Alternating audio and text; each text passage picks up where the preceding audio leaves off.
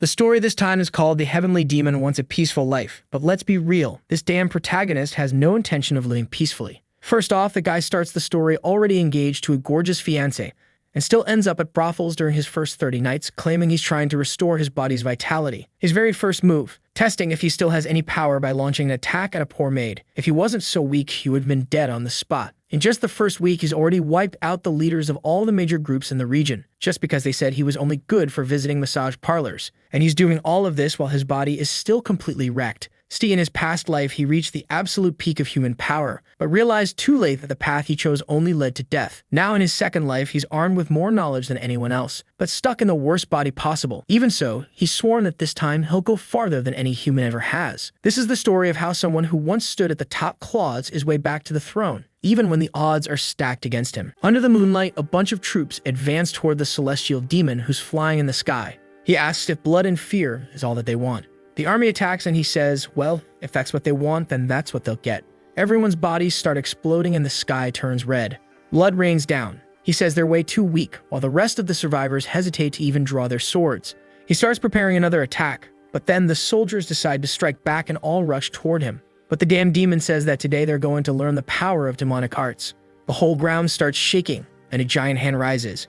It goes after the army, who starts trying to flee, but they get crushed and dragged. Everyone who's dying wonders if something like this is even possible. How could so many people together not defeat a single person?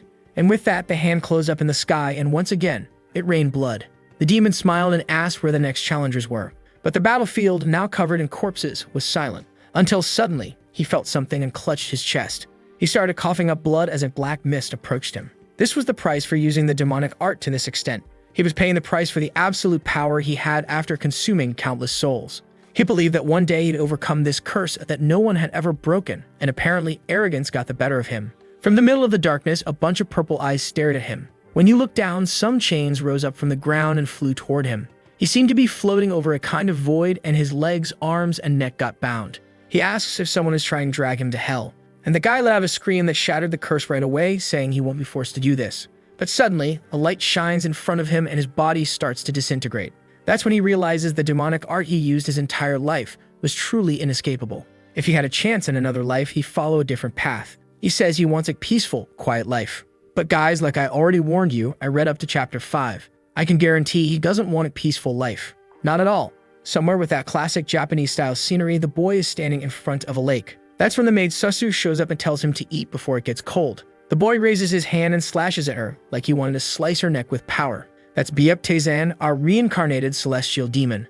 And obviously the girl's still alive because he has no power. The jerk was just testing. In other words, yeah, if he had any power, she'd already be dead. She's got that weird look on her face saying that lately he's been acting strange. She sends him to his room right away while he just keeps staring at his own hand, confused. He can't believe he wasn't able to cut a neck, and that he reincarnated into such a trash body. And when he looks into the water, he says he hates that reflection of a face that looks like a girl's. A little later, during lunch, he was struggling just to hold the chopsticks, while repeating to himself that this body is worse than trash. Thoso tells him to calm down and that soon he'll start getting better. She heard about an extremely skilled doctor who's coming this time, but he wants to know what some doctor, whose name he doesn't even know, could possibly do.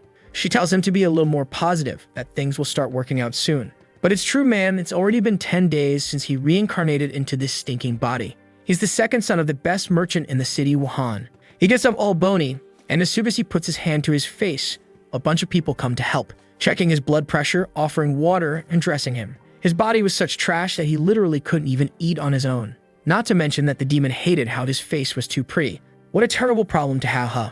He finds it funny that someone who once stood at the top of the world is now struggling just to survive. For now, he's using every bit of energy he has just to keep breathing, and he knows the fastest way to recover would be by stealing people's soul energy.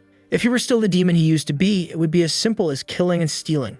The problem is, he's way too weak for that now. He sits down thinking that he could die at any moment. But not even Wuhan wants that to happen, since he's been given a rare opportunity. That's because he had a realization about the demonic art right before dying. Now that he understands what the wrong path looks like, he can use that info to pursue something completely different. He then calls for Soso and says that today he's going out. She wants to know where he's planning to go and says she can take him wherever he wants. The rascal says he wants to visit the courtesan's house, commonly known as a massage parlor or brothel. Soso was about to say, good to know, but then her expression changes and she asks if she heard and right. He finds it odd and wants to know why she's so confused. She just replies that if that's the case, it'd be better if guard Sueon went with him instead of her. Still, she says she's never seen him acting like this. He tells her that if that's the case, she can go with him. But obviously, she just refuses and he walks off. A while later, she's putting a cloak on him, thinking that for the past few days, he's been acting really strange. And now, just like that, he says he wants to visit a brothel. Taesin asks where the bodyguard is and she tells him not to worry, that he's someone who's always been training to protect the young master. Then she asks him not to be so hard on himself and he asks why. She says that lately she's felt like he's given up on everything. He should try to cheer up a little, especially since the doctor is already at the house. Our Taesin just thinks to himself that now that his power's been reduced to that of a normal person, he can finally start to understand how people really feel. He could tell she genuinely cared about him, which wasn't such a bad thing. Suddenly, he looks toward the gate and says the guy's arrived. Someone sneezes outside and she wants to know how he noticed, which makes him think, of course I'd noticed someone with an aura like that. The gate opens and Taesin stares the man down. Shin Kyung-won introduces himself, saying it's been a while since the young master summoned him. Our protagonist, staring at him, thinks this guy is like the embodiment of a blade. His energy is so refined, it's hard to believe he really works as a bodyguard. Maybe his father's merchant group isn't as normal as he thought. Sometime later, they're arriving at the grand battlefield Man, the House of Fragrant Roses.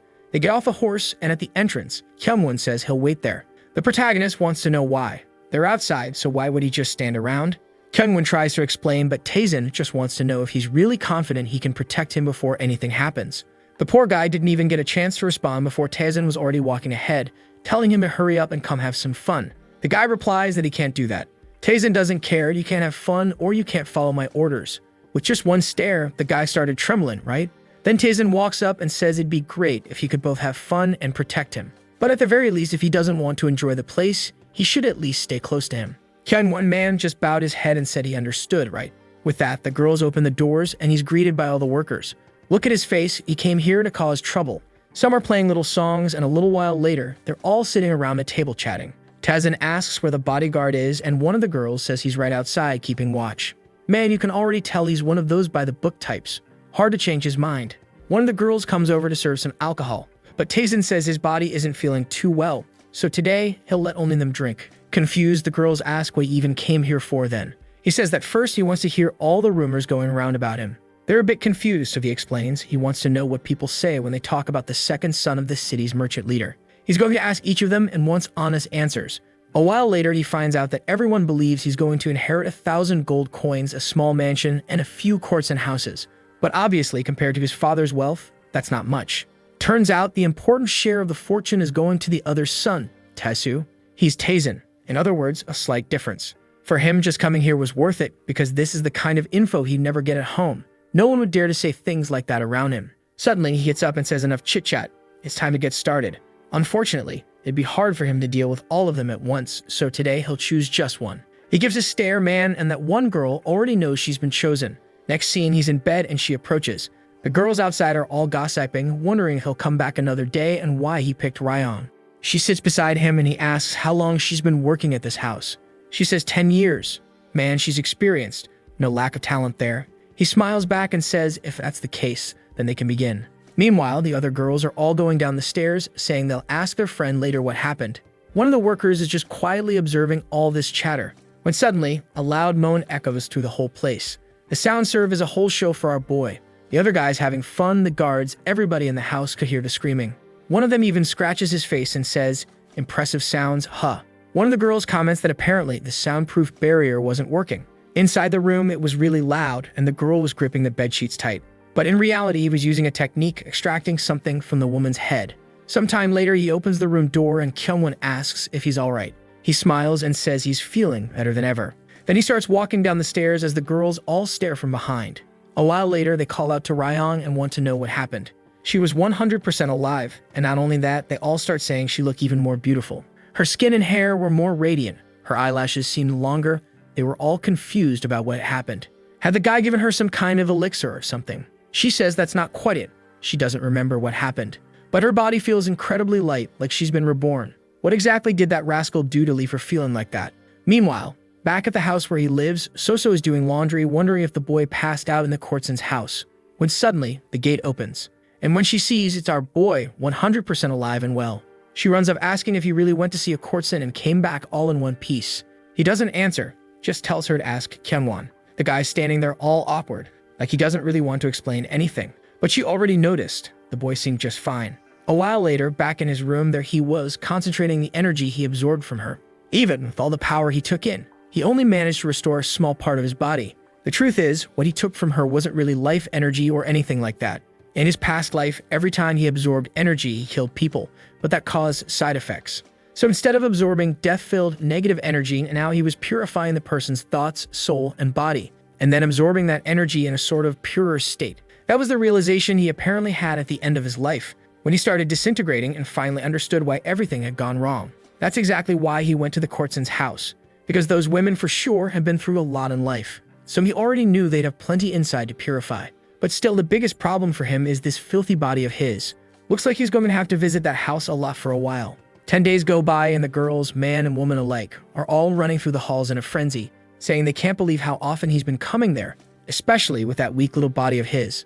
All of them are eager to get a chance with the guy, since after the purification, they do get a visual upgrade.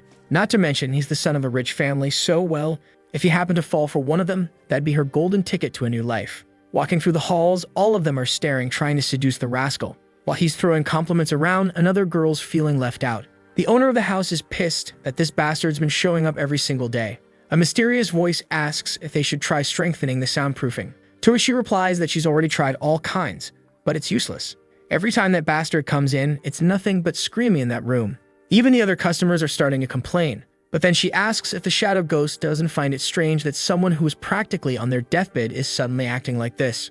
And why is he coming specifically to this courtesan house when his family owns some of their own? The shadow asks if they should try finding out what these guys are plotting. She replies that for now it's better not to. After all, they're the most powerful merchant group in the city. First, she needs to figure out exactly what is going on inside those rooms. Meanwhile, our boy's walking down the hallway, still being chased by all of them. Just seeing the guy makes all the girls smile with those dumb love-struck faces. But as he looks around, he tells himself that today he's in the mood for more of a challenge, and wonders where she is. He turns to one of the attendants and says, "Bring out all the working girls," which leaves the man confused. He replies that the most beautiful and popular ones are already right there. The ones who aren't present are the ones who don't draw much attention. But the rascal already spotted one in the back. He walks through the crowd, saying he decides who draws attention. The girls look like they're fuming as they see he's heading toward the ugliest of them all. He asks for the name of the girl, all surrounded by this dark aura, and she replies, Danyang. He says it's nice to meet her, and that today he's going to need her services. The other girls are all whispering that this guy sure has a unique taste. He keeps walking through the hallways while noticing that she had an extremely depressive energy. Most likely, she was full of things to purify, exactly the kind of person he needed. Now that he was recovering part of his body's health, it was time for a slightly harder challenge. He bursts open the door, but pauses for a moment. Then he smiles and says, "Just look at these bastards." He calls for Kyungwon and asks for his sword. As soon as it's handed to him, he throws it up and the blade stops, hitting the ceiling over the bed. Blood drips from the blade, and right then they realize there was an assassin in the room. The protagonist just comments that the guy is still alive, which makes him mad at himself, right?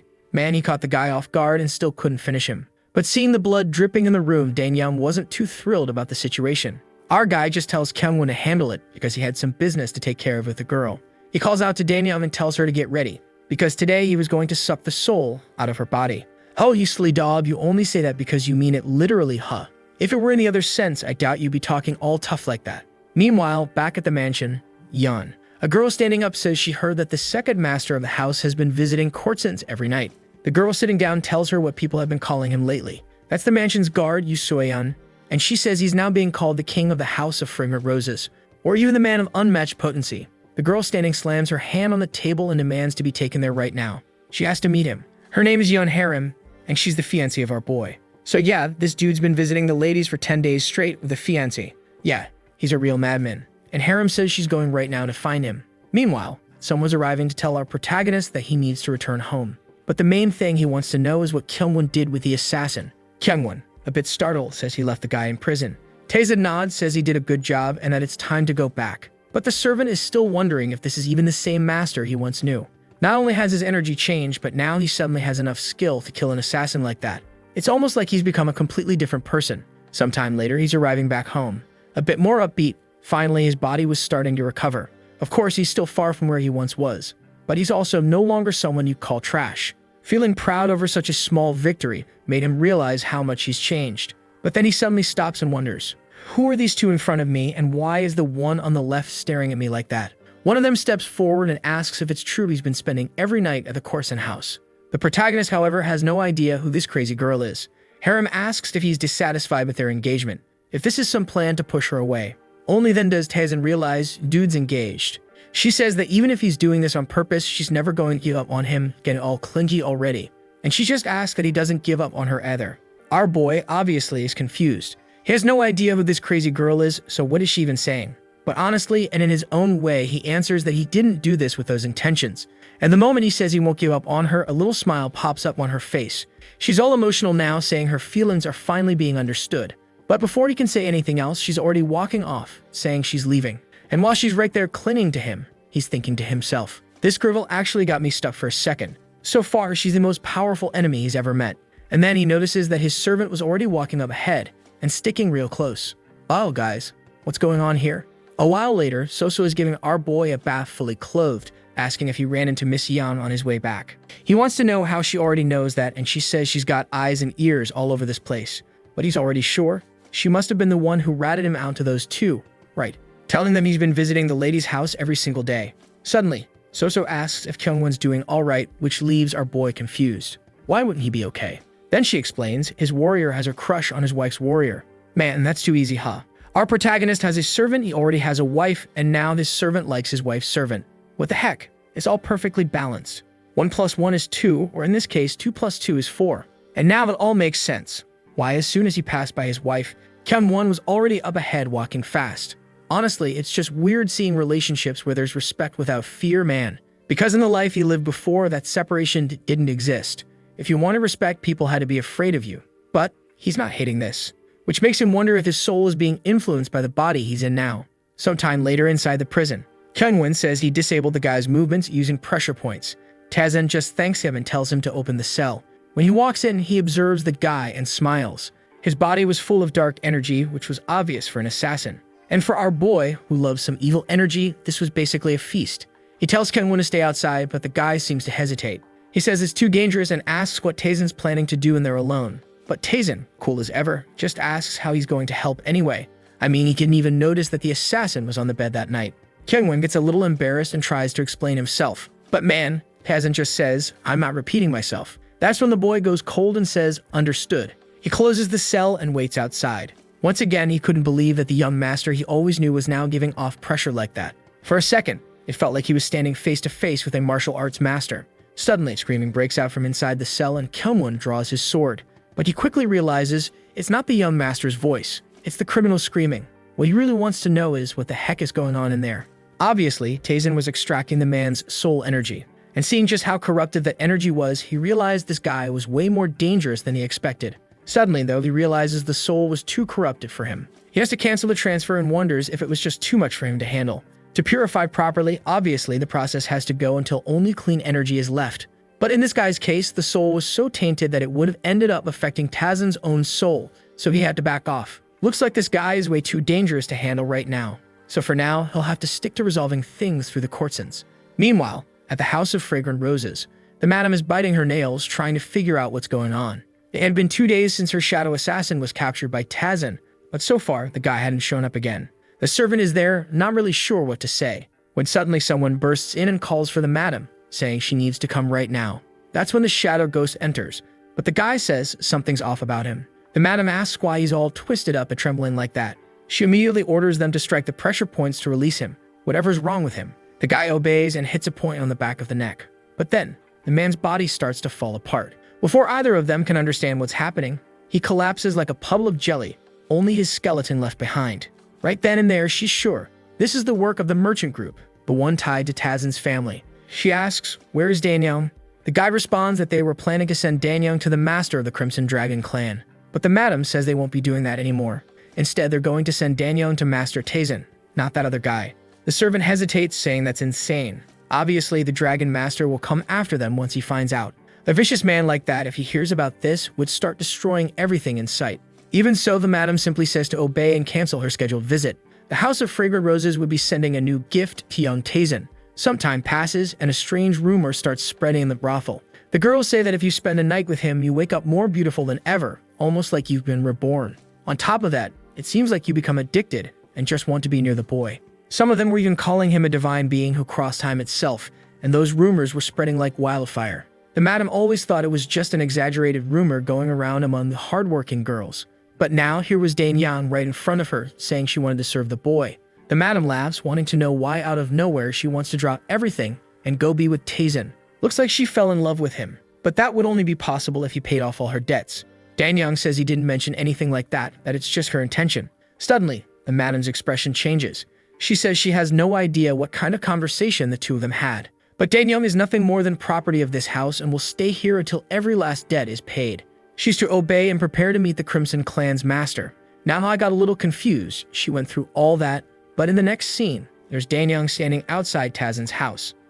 Looks like this was before that talk. She must have made her decision after that and changed the madam's mind. So now Dan Yang is there because obviously she was sent by the madam after she changed the plan.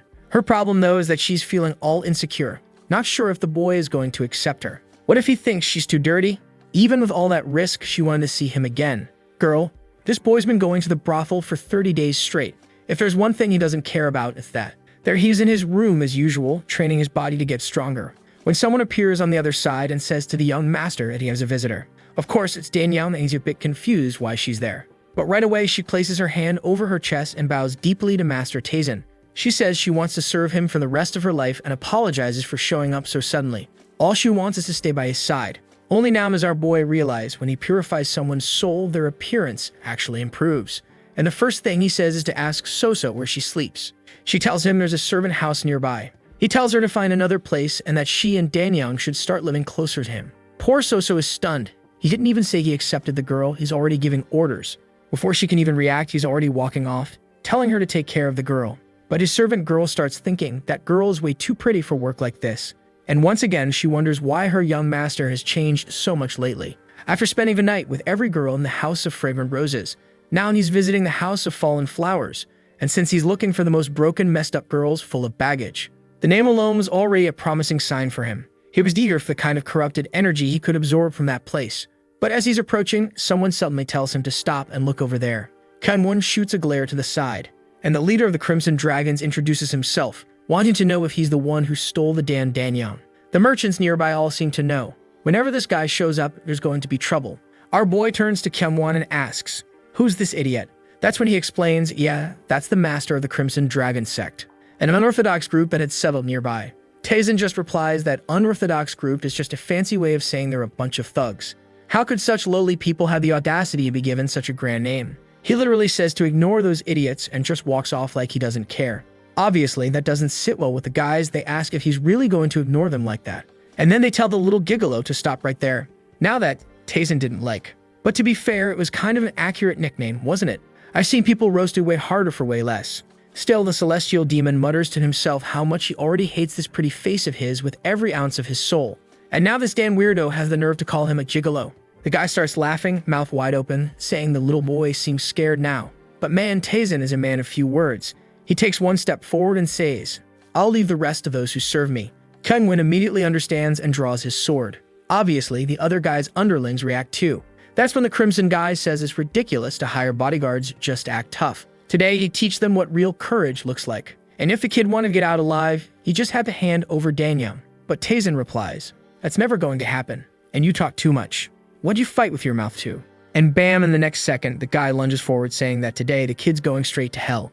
Kyungwon had already taken down his two opponents, and when he sees the guy charging, he shouts for Taizhen to get out of the way. But our boy, cool as ever, demon mode activated, just makes a tiny movement with his hand and lands one clean hit right on the guy's chin. Unfortunately, something seems to go wrong with Taizhen's wrist. Even a simple attack like that was still too much for his body to handle. But the Crimson little boss goes down, crashing to the ground like a sack of trash. Kyungwon is concerned, but Taizhen just wants to know, are the other two dead yet? A bit embarrassed, the servant says no, they're just knocked out. Taizhen says, "You really are too weak," then tells him to finish them off and follow him. He pauses for a second and adds, "If anyone asks who killed that guy, lie. Don't say it was me." Poor Kyungwon stands there frozen, just nodding and saying, "All right, understood." But he's confused. How the heck did Taizhen kill the leader of the Crimson Dragons just like that, with no weapon? Now it was clear, what he did to that assassin wasn't just some coincidence. The problem is, it's obvious now that he's not the same person as before. The next morning, our cheeky boy wakes up right next to Danyang. Man, I'm starting to think this soul extraction thing is just a front.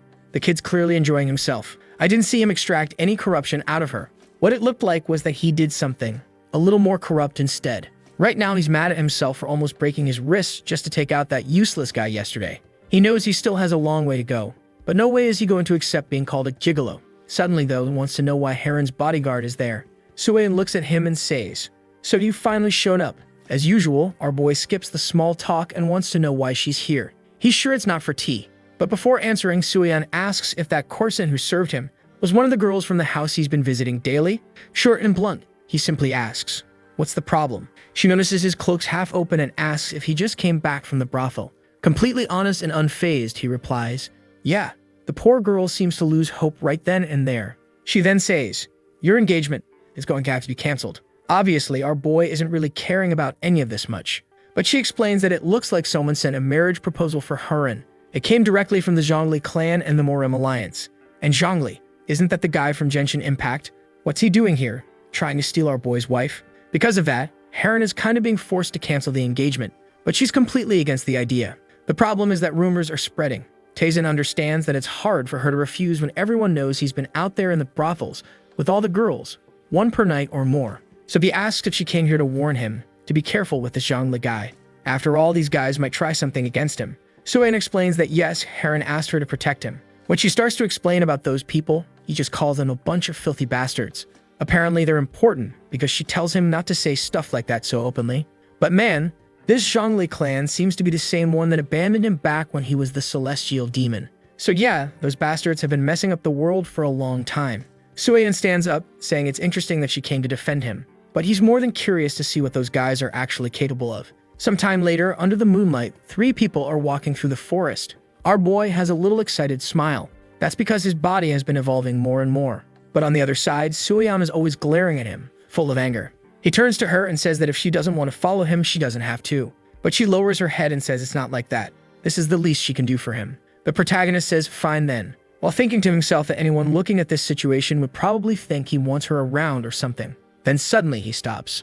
Kyungwon asks what's wrong, and he just asks how many of them are out there. The servant's a little confused, but when he looks up and behind, he sees a bunch of assassins up in the trees. Tazen spots 3, then says no. Actually, there's another one hidden, so that makes 4. The guys drop down from the trees. One of them says that it's not worth hiding anymore since they've been discovered. The one in the back with white hair says it's best for the 3 of them not to resist and just come with them. Tazen, though, is pissed that these damn thugs are once again acting like they're respectable people. Yeah, as always, he completely ignores whatever the guy says and just talks to his servant, telling him to try judging the strength difference between him and the white-haired guy. Kyungwon takes a look. He can see some energy being emitted and a faint smell of blood.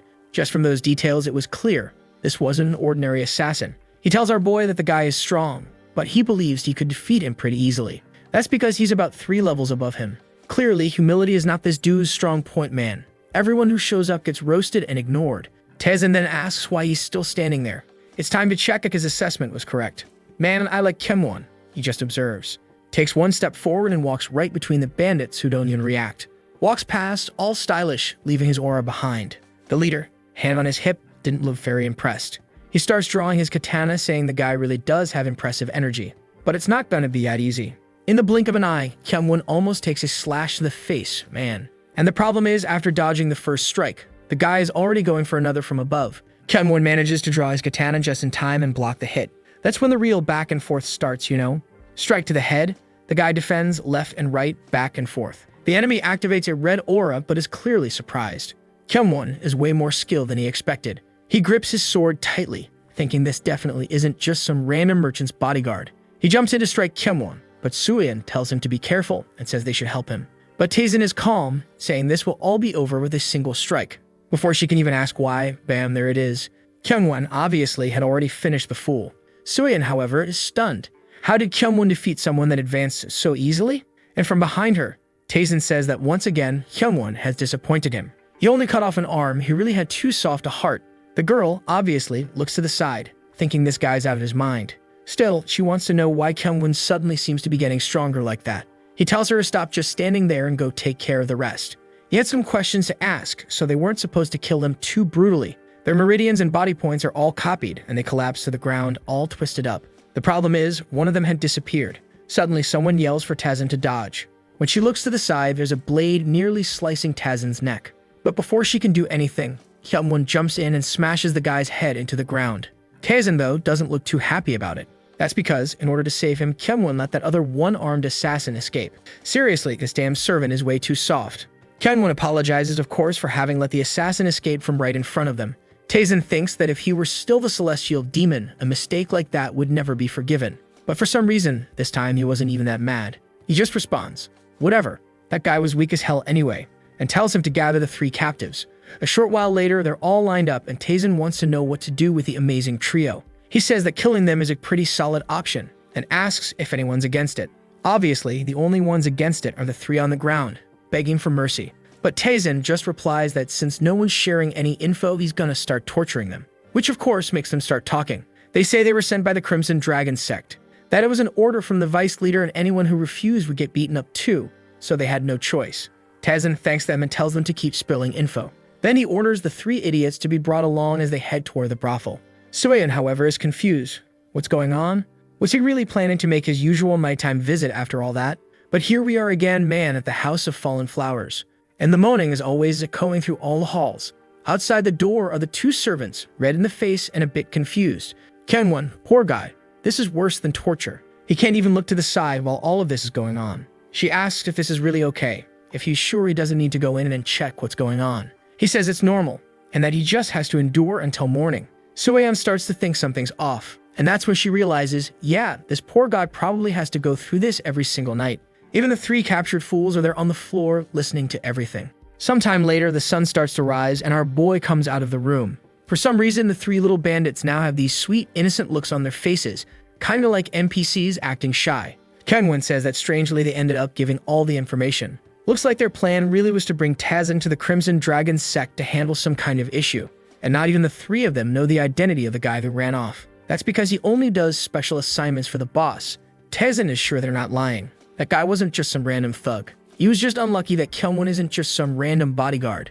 Because, let's be honest, 99% of people would have died fighting him. The only thing he finds strange is that so far, it seems like the Zhongli clan isn't involved in any of this. Then he says they're going back home, and to bring the 3 with him. Sometime later back home, he's opening a gate, placing the 3 guys inside, and saying he's going to apply some restrictions. Then he turns to Hyun-won and Sueyeon and tells them they better pay close attention. He was going to teach some martial arts, so they'd better learn quickly. The 2 of them are a bit confused, since they didn't even know Tazen was capable of teaching anything.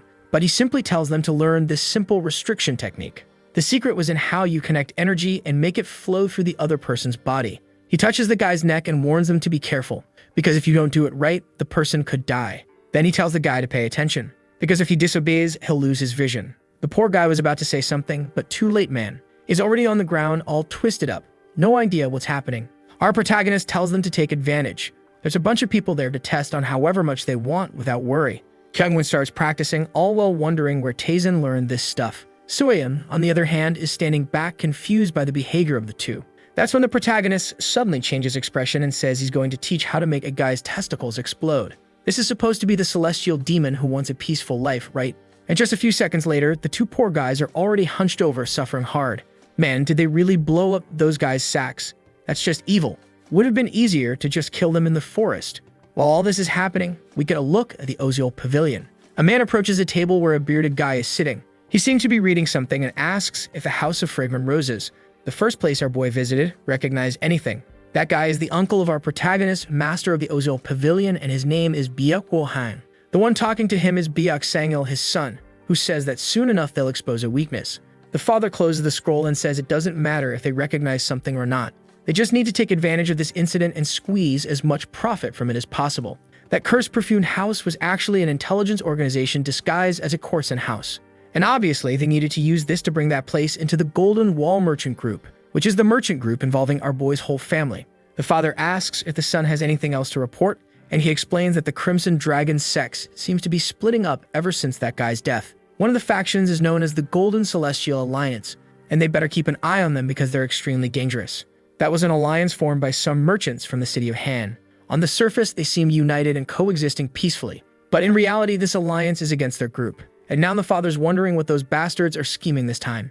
The son replies that he'll keep an eye out, and if he notices anything suspicious, He'll report it immediately. After a moment of silence, the old man decides to ask, "What's this I'm hearing about Taizan being called the King of the Nights?" He wants to know if the boy is using some kind of special medicine, or what exactly he's taking to be so full of energy. The son replies that he hasn't heard of any medicine. He thinks the kid's just in poor health from spending too much of it on the girls at the brothel. The way he's pouring all that energy into that place, considering his current health condition, is dangerous. He's only shortening his own lifespan. The uncle says he understands. It's all fine. But the truth is, man, he's dying of envy of that bastard. Sometime later, back at our boy's mansion, Soso is asking what happened with those bandits, now all obedient and downcast. He says they're not bandits. They're honest workers he brought to help her since she needed it. She replies that they clearly look a little suspicious. Taizan just thinks to himself that if she didn't want help, then she shouldn't have asked for it in the first place. But the truth is, man, Soso is starting to think our boy is actually a kind person. He brought in these poor guys who clearly look like they're dying to start working. Taizan then says that now they're going to get new names.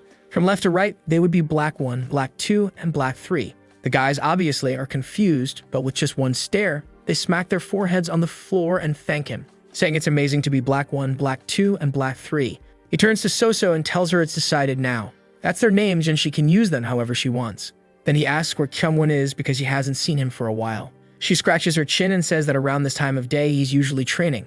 Our boy looks up the sky, saying that guy lives an absurdly honest life for someone who's just a merchant's guard. I'm not sure if that was praise or just a roast poor guy. And there he is again, man, Hyungwon, practicing his sword movements, thinking to himself that it's unbelievable how Taizan took that guy out with just one hit to the chin. He's never seen a technique like that, so how did he do something like that? Hyungwon has never regretted being part of the Sword of the Dragon organization. His job there with the merchants was simple. Whenever a crisis happened, it was his job to help. As long as he keeps that in check, he gets paid really well. But it's also true that the longer it takes him to get stronger, the more anxious he becomes. Lately, though, something has changed. Watching Taizan from a distance, he knows that that's the person who can help him reach a new level. Suddenly, someone interrupts his thoughts, asking how long he plans to keep training. When he looks back, there's our boy already saying that it's time for their daily visit to the Courtson house as usual. The servant, though, says he has something to ask, and Taizan turns, wanting to know what it is. Kyungwon just wants to know if he's no longer going to hide it. Taizan, confused, asks what he's talking about. And the guy says he started to notice ever since he dealt with that assassin on the bed, then how he killed the leader of the Crimson Guys, and now with these restriction techniques. After all that, he's absolutely sure. The protagonist wonders if this guy really already knows who he is. He thought this idiot was just another strong, dumb type, but apparently he let his guard down too much. He couldn't let anyone find out that he's the celestial demon, especially because he wants to live a peaceful life. Yeah, peaceful. We're really seeing that peace in action. Huh. His life is so peaceful, he's actually questioning whether he should kill this guy right now in case he's figured everything out. But then suddenly, Kyungwon drops to his knees and asks for help. The protagonist is a little confused, but the guy says he already knows he's a genius, and now he wants him to accept him as a disciple. Taizan gets it now. The guy thinks he's some kind of martial arts master who's been hiding his skills. And then Kyungwon says he also wants to get stronger, and that he seeks revenge, because someone had destroyed his sect. But our philosopher Taizan tells him not to let revenge be the motivator for his actions. Countless people have lost their sects. He's just one of many, and shouldn't think he's special because of that. Yikes. Poor guy. Went to share his trauma and got absolutely shut down. Our boy turns away, saying that people who use emotional things like that as motivation don't last long. That's because once those feelings fade, those people start to disappear too. That's why he'd only accept someone who had the pure desire to become stronger, nothing else. Kyungwon stands there all awkward, listening to everything. And our boy says that people who walk that path can take their revenge whenever they want. The poor guy just brings his hands together, bows his head, and says he understands. Sometime later, on the bridge, on the way to visit the ladies once again, my dudes. Soyeon is always just following along, right? Not really liking all this fun. Walking ahead, our boy tells Kyungwon to stop being an idiot and start talking to her already. The fool tries to pretend he doesn't know what he's talking about. But our boy just tells him to quit acting dumb. He knows exactly what he means. Meanwhile, Soyeon is wondering if he really does this every day. What did her young lady even see in a person like this? But suddenly, Taizan stops and says the air has a strange scent of blood. No one else smells anything right, and our boy says they're all idiots, only smelling with their noses. Sorry, 6th sense. I haven't unlocked Smell 2.0 yet. Taizan immediately senses that it's the same aura as the guy who got his arm cut off, and from the presences he's picking up, it's clearly more than one person. He turns and tells the two of them to go kill someone. And even before he finishes the sentence, Kyungwon is already gone. Soyeon, on the other hand, still hasn't sensed anything and doesn't know what to do. But suddenly, she notices something approaching and grabs a small blade. Actually, no. It was our boy who grabbed the blade. And he tells her to stop standing there like an idiot or she'll die. Poor thing still has no idea where the attack is coming from. He sort of points in a direction and tells her to go over there, saying she better give it her all. Right then, one of them charges in, and that white-haired guy shows up again, swinging his sword. But the guy's missing an arm, so even Suyeon could defend herself easily. The guy realizes she's weaker than Kyungwon. She grits her teeth and rushes forward, telling him not to move from there.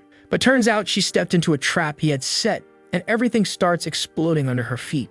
Actually, it was probably a trap meant to freeze her in place, because the guy took that chance to charge straight toward our boy. She realizes that from the beginning, he was trying to create an opening to kill the young master. And the way things were going, it looked like he was going to be killed. It even seemed like the guy had managed to stab his blade right into Taezin's chest. But Taezin smiles and says, "It's moments like this where you can tell who's inexperienced." The guy's expression changes when he sees that our boy caught the sword under his armpit man. And before he can even understand what's happening, he gets hit in the neck and goes down coughing up blood. Suyeon still hasn't even managed to move and is in disbelief that he defeated that guy with one hit. Once again, he tells her to stop standing still and actually be part of the fight. Poor thing's there, apologizing, saying she'll do her best. He then tells her not to forget to bring that loser's body. They were going to put it to use. Kneeling down to pick up the body, she can't believe Taezin actually beat that guy. The guy she would have struggled with without even getting a chance to move. Ah, now she's looking at him with different eyes, huh? You can tell because now she's already saying she found someone who's going to change her life. Apparently, the fact that he sees a different girl every night in a motel doesn't seem to be a problem anymore. She's desperate to stay by his side and figure out what kind of technique he used. Walking under the moonlight, she gets hit with another scolding. He tells her that based on her performance today, she's way too weak to think about protecting him. From today on, she'd be training the Kyungwon. She's kind of hesitating, but in a way, it would be like learning from our boy, since he wanted her to get stronger, and maybe she could even become a disciple in the future. But suddenly, she changes her expression and asks, "Where's Kyungwon?" He tells her not to worry, he can take care of himself. But if she wants, she can go find him. Obviously, he had defeated the other thug with ease. Or, actually, it wasn't that easy. He's sitting there all out of breath, saying that bastard was tougher than he expected. Still, even so, he did manage to defeat the guy with a certain ease. He stops for a second with a dumb look on his face, like he's trying to scan the surroundings, but he doesn't sense any humans. In other words, where are the two he came with? The next day at the Ozil Pavilion, once again with the uncle of the father, or whoever that crazy guy is, they're talking about how Taezin is going to the Kortsen house to bring some corpses, which kind of goes against the old man's plans because he wanted to absorb those guys himself without making things more complicated. But with Taezin doing that, he doesn't have much choice. And the one passing along the info also says that the Crimson Dragon's sex master said he has no choice now but to hunt down Master Taezin. The uncle says that unfortunately, they can't let this incident slide. Something has to be done. There were too many eyes on that one person, and at this rate, it would start to affect the reputation of the Golden Wall Merchant Group. He walks over to the window and says it seems like Taezin is recovering his health. The son replies that it's hard to believe. It seems like every night he spends all of his vitality, but somehow stays 100%. Could he be using some kind of elixir? The uncle just says, maybe one day we'll discover that legendary secret. Back home, the meal had been set on the table, and look there. Black 1, Black 2, and Black 3 were with them. Man, the guys are being treated well. The protagonist asks why they're not eating, and they seem a bit hesitant. It's kind of rude to eat at the same table as the master. But he just says they're part of his group now, so they should start eating right away. From now on, they'll all eat together at every meal. Black 1, 2, and 3 immediately respond that this really is a great idea. That's when Soso says that the guy known as the Divine Doctor would be arriving today. There were rumors that he could fix any body, even one completely drained of vitality. But our boy replies that he'll keep recovering just fine as long as he can keep going to the Kortsen's house every night. Everyone's a bit awkward. Kinda stunned, he says that so openly in front of everyone. And weirdly, Soso kind of gets it. She says it's not possible that he's recovering by doing that. It's not like he's stealing energy from them. But he replies that you could say what he's doing is something pretty similar. She wants an explanation, but he just says to let him know as soon as the doctor arrives.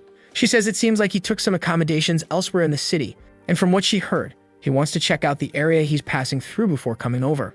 At the top of the mountain, a man in a hat looks down at the city. He says that the name Golden Wall Merchants is pretty grand. Another handsome bastard just showed up.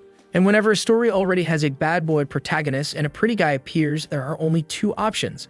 Either he's gonna die, become a villain, and get wrecked, or he's gonna be the dumb friend who gets humiliated all the time. It's always like this. Who wants to place bets with me? Back to the lunch that was happening before. Our protagonist is eating peacefully, and then mentions he heard people saying Black One had been helping out quite a bit lately. The poor guy gives a shy smile and says he didn't do anything special. He was just watching over the warehouse and giving a hand. He then adds that Black 2 and Black 3 are the most hardworking ones of all, And he's also noticed that lately the master is getting more and more handsome. He says he's not lying, he's not just trying to flatter him. He's noticing that the master looks taller, stronger, and his skin is smoother each day. Even though he's a man, he's starting to feel more and more in love. Our boy tells him to shut up and stop saying disgusting stuff. But Black 1 keeps praising him, saying it really is amazing how much the young master is growing. Black 2 and 3, on the other hand, are thinking this nutcase should really just shut up. But the protagonist knows that, in a way, the guy's noticing something that's actually true. He's not as pale as before, and he's been regaining his muscle, right? Because he just keeps absorbing the quartzins. But whatever the result of all this is, the only thing he knows is he can't stop accumulating souls. If he keeps doing this one day what? You're going to live a peaceful life like the title of this story says? Yeah, definitely not. Sometime later, we see a bunch of people gathering at the entrance. They've arrived with the so-called Divine Doctor. A guy in a green robe greets him, saying it's an honor to meet him. That's Gamujin, the guy in charge of the people who work in the Golden Gate Mansion, the one belonging to our boy's merchant group. And the Divine Doctor replies that this is just a simple matter of fate. He's eager to meet the patient and asks that he be brought in. The guy, just like us, is thinking, this brat looks way too young to be the Divine Doctor. As they walk through the mansion, the doctor comments that this place is really impressive. Gamujin explains that the owner of the Golden Gate Group poured a ton of money into building all this. It's one of the 3 largest pavilions in the whole region. Nearby, the Black 1, 2, and 3. I still don't know which is which are working on the plants. The doctor glances over and asks who that woman is. Him? Getting a little smitten, are you, sly guy? Gamujin says she's the second servant of the young master of the mansion. Apparently, she's a woman who came from a well-known courtesan house in the province. She's one of the ones who came here asking to serve the boy. The doctor looks over and asks if the other women went through something similar. He replies yes. Those other girls are also from courtesan houses, and after he visited them, they came over asking to work for him. Man, this doctor is getting peculiar now. He says each of them has an extremely rare body constitution, and he wants them for himself. Gamujin thinks to himself that he never imagined the Divine Master would be a guy so interested in multiple women. A bit awkward, he says he understands what he means, especially since they're all very beautiful. But the doctor cuts him off and says he's referring strictly to their physical constitution. He's not talking about physical appearance, right? Most likely he means their bodies are pure, like smell. Someone in that state could learn anything they wanted. Gamujin apologizes for misunderstanding, and the doctor says it's fine. He just wants to know if he can take them all as disciples. Gamujin starts trembling a bit because, after all, they all belong to the young master. And the doctor says that if the guy agrees, it'll be a favor he'll never forget. With that sly little smile, he's sure that no matter how wonderful those girls are, only an idiot wouldn't take the chance to form a relationship with him. Yeah, fellas. Looks like I called it. This guy is gonna pull a little villain act and end up getting whooped by our boy. The fool is completely confident, thinking the guy will accept. But face to face with our protagonist, he gets rejected immediately. The doctor asks him to think it over, saying it would be a big opportunity for the girls too. Taezin, though, asks why someone who already has 10 disciples wants 4 more. He was clearly a greedy man, more than Taezin could tolerate. The doctor starts to sweat, feeling awkward, and says that the people who came with him aren't necessarily disciples. They're just helpers with the work. But Taezin replies that it didn't look that way, considering how that crowd of old men was glued to him. They were either disciples or subordinates. Besides that, our boy is sure that the man in front of him is much older than he appears. Now it makes sense, right? The bastard is hiding his true age. And after pausing for a moment, he says, an opportunity to learn what I can teach doesn't come easily. But Taezin just wants to know, what exactly would my girls gain from learning one of your techniques? He slams the tea on the table and says the problem here is that the doctor is trying to take something that belongs to him. Besides that, he knows full well the guy isn't actually interested in teaching them medical techniques. He knows what he really wants is the materials they can provide. The doctor, a bit awkward, says it's impossible to use humans as materials. But deep down, he's thinking that the protagonist crossed a line by saying that. The boy in front of him had weak energy and a lousy body. Maybe he should just kill him here and now. If he said the boy died in the middle of treatment, no one would probably care. But then, man, something comes flying toward him and hits right in the middle of his forehead. Boom, his hat is sliced, and Taezin just asks if he really looks like an easy target to him, and warns that what the doctor understands about martial arts is less than the bare minimum to even think about messing with him. Alright then, the doctor is shaking all over, completely stunned. He doesn't even understand what kind of bloodlust this is. It's like someone is screaming inside his head. He's losing his grip. Taezin then says that this is bothering him a bit. These are people who work for him, and it's going to be annoying if people like him keep showing up trying to take them. After all he wants is to live a peaceful life. Sure, man, we believe you. The doctor's standing there like the rest of us, looking dumbfounded, thinking this guy clearly doesn't want anything peaceful in his life. But that fear he just felt. He's felt it once before. Then our boy says that actually he does need someone to handle a few small problems. Oh man, I nailed it twice. First, I said the guy was gonna play a little villain role. Second, that he'd end up turning into an ally, and it looks like that's what's happening. Next scene, Gamujin asks if the doctor is really planning to work here now too. And the doctor already says yes, that his life's great dream is now to work for Master Taisen. Of course, Gamujin accepts on the spot, saying it's an unexpected decision, but incredible. He swears on the name of the Golden Wall merchants that he won't be disappointed living here. The doctor thanks him, but obviously, the servants who came with him are all confused, not understanding why he's suddenly acting like this. The doctor's thinking that he lived a free life for a long time, but in the end, he ended up screwed in a place like this. Treating Taisen shouldn't take more than a month or two. The problem is, getting rid of him wouldn't be easy. After feeling that bloodlust, he's just relieved he didn't piss himself on the spot. Kenwin asked our boy if he's sure this is a good idea. He had placed restrictions on all the doctors, but the main one didn't want to accept. Taisen says not to worry, he had already personally placed a restriction on that guy. That's why he won't be able to do anything. Kenwin then asks why he didn't just do it to everyone, since he could. And our boy gives the obvious answer. He's still really sick and doesn't have the energy to waste doing that. Plus, it's important to understand that those guys aren't normal doctors.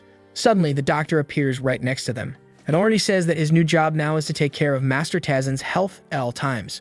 So of course he'll always be staying close to him. Then Suyeon jumps in with an honest question for the doctor. She wants to know if it's really okay for someone so sick to be visiting the Courtson house every single day and night. Not only that, but he stays there all night until sunrise. The doctor is stunned. He didn't even expect that. Even he's shocked the boy stays the whole night. The kid's a prodigy. He then asks to check Taisen's pulse, and Taisen agrees, but warns him to be quick. Look at this sneaky doctor man. He says he wants to heal, but what he really wants is to analyze and see the weaknesses, see if there's a way to kill this boy. But the moment he touched him, of course, he felt something off. That was a constitution that made no sense at all. And he asks if the boy is really a living person. The expressions of his two subordinates immediately change.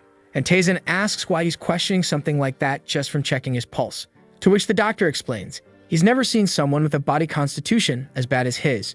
The energy flow he had was so poor, it was basically the same as a dead person. Taisen asks what he does with someone who calls him a ghost like that. Strangely enough, Kyungwon suggests exploding the guy's balls, but like, what kind of logic is that? The doctor, however, says not to misunderstand. All he's trying to say is that he needs to be treated immediately. Taisen then asks if the doctor would be willing to bet his own life on what he's saying. The doctor replies, "Of course not. Hell no, I wouldn't bet my life." He smiles and says he has no idea how to treat something like this, but that's his job, which leaves the others confused, right? Where's all that confidence coming from if you don't have the slightest clue what to do? Still, he tells Taisen he's sure that at least his reading of the body isn't wrong. But Taisen just tells him to get lost if he's not going to bet his life and doesn't even know how to treat him. The doctor, though, replies that he can't back out now. His mission is to follow him and figure out what's going on. But inside, he's thinking this whole thing is way too strange. How is this guy even moving with a body like that? Then he asks Taisen how he heard about him and the Divine Doctor title. But Taisen replies that he has no idea who he even is, honestly. The doctor thinks he's joking, asks if he's from some cult or part of the secret merchant family. Suddenly, Taisen stops walking. He turns around and says he doesn't know what cult he's talking about. But apparently, it's not very secret if he has the guts to say it out loud. Then he walks off and tells the doctor that if he keeps talking this much, he's not going to last long. Once again, the poor guy starts trembling, feeling that same bloodlust. While the two others, man, they've already learned that when you're with Taisen, you don't talk too much. You just follow and stay quiet so you don't get wrecked. And the doctor comes to the same conclusion. For now, it's better if he stays quiet. Next day, in the place where the Divine Doctor's group is staying, he's come to a few conclusions after watching Taisen all night. While he was at the Courtson house, the screaming and moaning lasted all night. He realized, yeah, the boy is unstoppable. And more than that, he noticed that the girls from that specific brothel were way purer than women from other places. And all the ones with that kind of purity were the ones who spent a night with Taisen. He's now certain that, at the very least, the boy has some kind of ability that transforms the physical state of people into something pure. And probably he spends 6 hours using that technique. Man, this guy already figured out a lot, huh? Quick work, you sneaky brat. The doctor's current goal is to get closer to our boy and extract more information. Suddenly, Soso appears and calls for Divine Dr. Dove. Apparently his name is Dove, and says the young master is looking for him. He walks over a bit hesitant, wondering what kind of problem it'll be this time. The hardest part for him in this place is that he still can't figure out how this guy thinks. Back at the usual table, our boy asks if the doctor is as skilled as people say. A bit unsure, the doctor answers that even if it doesn't look like it, he's proud to say he's one of the best in the region. There are probably only 5 people in the whole world who dare say they're better than him. Obviously, Taisen, humble as always, says, that's still way too many people. And Dubby says that no matter how good he gets, he still can't compare to people like the Poison Demon and the Immortal of Healing. That's when Sueyeon asks if the people he's talking about also include the cultist demon, to which he replies yes, the demonic cult has someone who's more skilled than him. But nobody knows exactly who that person is, and it seems they've become even harder to find now, since they tried to go into hiding. Taesin wants to know what exactly the demonic cult is trying so hard to hide. Sueyeon just answers, that's the real problem. Everyone wants to know that. What they do know is that he's using some kind of illusion enchantment that separates him from this world, a power that can only be broken if you have the key. Taesin recognizes that technique as the Mystic Sky Enchantment. It's only activated when the leader of the cult dies, and the key to undoing this power is the birth of a new leader. That's because you can't pass through the barrier unless you are the leader yourself. He remembers having killed all the candidates to become the celestial demon in his past life, so unless a new one appears, they won't be able to leave that place. Back in the meeting, he says he's not there to talk about that. He just wants to know if the doctor can reattach a severed limb. The doctor gives a sly smile and says that would be easy. Obviously, it's never the same as someone who never lost their arm, but he can restore a destroyed limb as if it had been cleanly cut. Taesin wants to know which limbs and organs he can do that with, and the doctor replies most limbs and most organs. He can save anyone as long as they were killed instantly. Taesin says that's excellent news and tells him to keep an eye on the training of the other two. The doctor's a bit confused and says he doesn't know anything about martial arts. He spent his whole life studying medicine. But Taesin tells the two of them that now they can train in the perfect way, since they now have someone who can make sure they don't die instantly. They're allowed to cut off each other's limbs, as long as the head stays on. Of course, the two servants immediately understand what he means, and they're standing there trembling, asking for a clearer explanation. Taesin tells them, the way to become stronger is to fight for your life truly. You'll evolve way faster than anyone else if you fight each other like you actually want to kill. The two of them are already shaking, which means they'll have to slice off each other's limbs while the doctor reconnects them afterward. Our boy tells the doctor that his job is to make sure neither of them dies. Kyungwon says it'll be a problem, because if he gets hurt during practice, it'll be harder to protect our boy. But Taesin says not to worry. He's not leaving this place for a whole month starting today. That's the time they have to get strong enough to be able to protect him. The doctor realizes there's no way out for him now and says, they can fight as much as they want. As long as they don't die instantly, I can heal them. Besides that, he's sure this training method will get results. Their abilities will improve tremendously. The doctor's confident this method will work because it started with the celestial demon from long ago. Boom! 1 month has passed already. And guess what? We're back at the Courtson house. In the middle of training, Kyungwon sees an opening and goes to slash Sueyeon in the neck. She barely dodges but still takes a small cut on the cheek. But now that she realizes he's going all in like this, she decides to go in for the kill too, and he hesitates for a second, and she comes at him with a slash that scrapes under his chin. That's when someone claps and says the training's over for today. It's the doctor, saying it's time to apply the healing cream. The two of them are standing there trembling. Clearly, this was way worse than fighting. That's when Kyungwon says he doesn't need something like this. The injuries from today weren't even that serious. But Dubba replies that that's not true. He's covered in wounds all over his body. Even if it hurts a little, this is the most effective way to get them back to training as fast as possible. At that moment, Taesin opens the door and says that this healing medicine is really good. Everyone is startled to see that our boy has arrived. And Dubba wants to know what he's doing there, because our boy responds that he said 30 days ago he would come back after a month. Dubby asks if he's alright, and right away, Taesin stretches out his fist, causing the poor guy to flinch. But of course, our boy just tells him to check his pulse if he's that curious. The second he analyzes it, Dubby's expression changes. He asks how he managed to restore his body like that. What Taesin did was almost obvious. He used the energy he absorbed from the girls at the Courtson house to fix up his wrecked body a bit. The only issue is that in the process, he realized the soul he has now is different from the one he had before. In the past, his energy was violent and destructive. Now it's actually more compact and durable. The problem is that it's extremely hard to control. On the other hand, once he masters it, he'll be capable of creating the perfect body. Back to the present, he tells the doctor to stop purposely making the cream more painful just to make them suffer. Clearly, he's been torturing the two without any real reason. Right then, Kyungwon realizes that all the pain he's been enduring was because of the damn doctor, and says they're going to have a little chat. All scared and off-kilter, Dubby tries to say that his subordinates went through a rough time to get that information, but Taesin just says he's living way too comfortable a life. The doctor, though, poor guy, is suffering, saying it's hard to train those two, keep applying ointments all the time, heal their wounds, and still do everything else. You need to be two people to handle so much. Taesin asks if he's suggesting that he wants to have his body split in half, to which he replies with a crooked face that the joke's not funny. Every time our guy threatens him, he remembers something scary from his past. Taesin finds that strange and wonders if this guy used to belong to the Sacred Demon Clan, a group that existed all over to gather information. Each of its members disguised themselves in cities as bodyguards, merchants, and doctors. W was probably one of those who lived as a doctor. That makes the boy wonder if he might have known or knows about the old life he used to live. Dub then says it's strange that our guy is so interested in the Zhongli clan. Probably the daughter of the Yan mansion must have been stunning. The king of the brothel is thinking that, yeah, she really is beautiful. In a way, she even reminded him of someone from the past. Oh snap, I thought he was going to say something like, but I don't care about her. But nope, that was it. Dudes in love, huh? Dub is asking if they shouldn't add a few more bodyguards, since the Zhongli clan is pretty dangerous. But the protagonist just replies that he's a scared little kitty. Obviously, he wouldn't need anything like that. That Zhongli clan is going to be a piece of cake to deal with. Back when he was the celestial demon and most clans were losing to his sacred clan, only the Zhongli clan ran away. He tried going after them to not let those bastards get away, but when they found them, they had already burned everything and vanished. Now he's eager to see what those bastards' lives are like today. At the Yan mansion, an old man is standing there face to face with our protagonist, eyes wide, saying that apparently Dr. W really is impressive. His body seems to have improved a lot. That man is the master of the Yan mansion, and Heron's father. Tazen says he's still far from regaining the power he once had, but he'll get there eventually. Nothing suspicious about that line, right? Doesn't give off reincarnated vibes at all.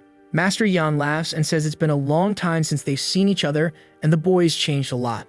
It's just a shame things have gotten so complicated this time. Seems like the Zhongli clan is really determined to go through with this.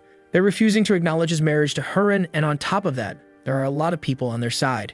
And obviously, if Tazen doesn't accept the humiliation, they'll probably target the Golden Gate merchant group. The protagonist replies that he'll try to settle it, while angrily saying those damned Zhongli never change.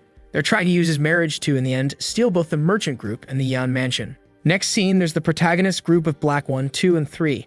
When he was about to leave the house, someone put a hand on the door. A 3-meter-tall lunatic asked if he was Biup Tazen, and this one's the newest son of the Wong family, known as Wong. Right away, our boy already knew it was him. Then this Wong says he heard that our guy has bad performance in bed. Excuse me? If there's one trait our guy's known for, in a good way, it's that, man. You're way off. But the dude asks if Tazen wants to learn a lesson. Dang, now I just realized it's not Black 1, 2, and 3. It's Wong's group, man, who are ready to throw down. Wong is standing there with that face of a side character who's about to get beat up, asking if our guy wants a private chat. Tazen asks if it's just going to be the two of them, with no one following.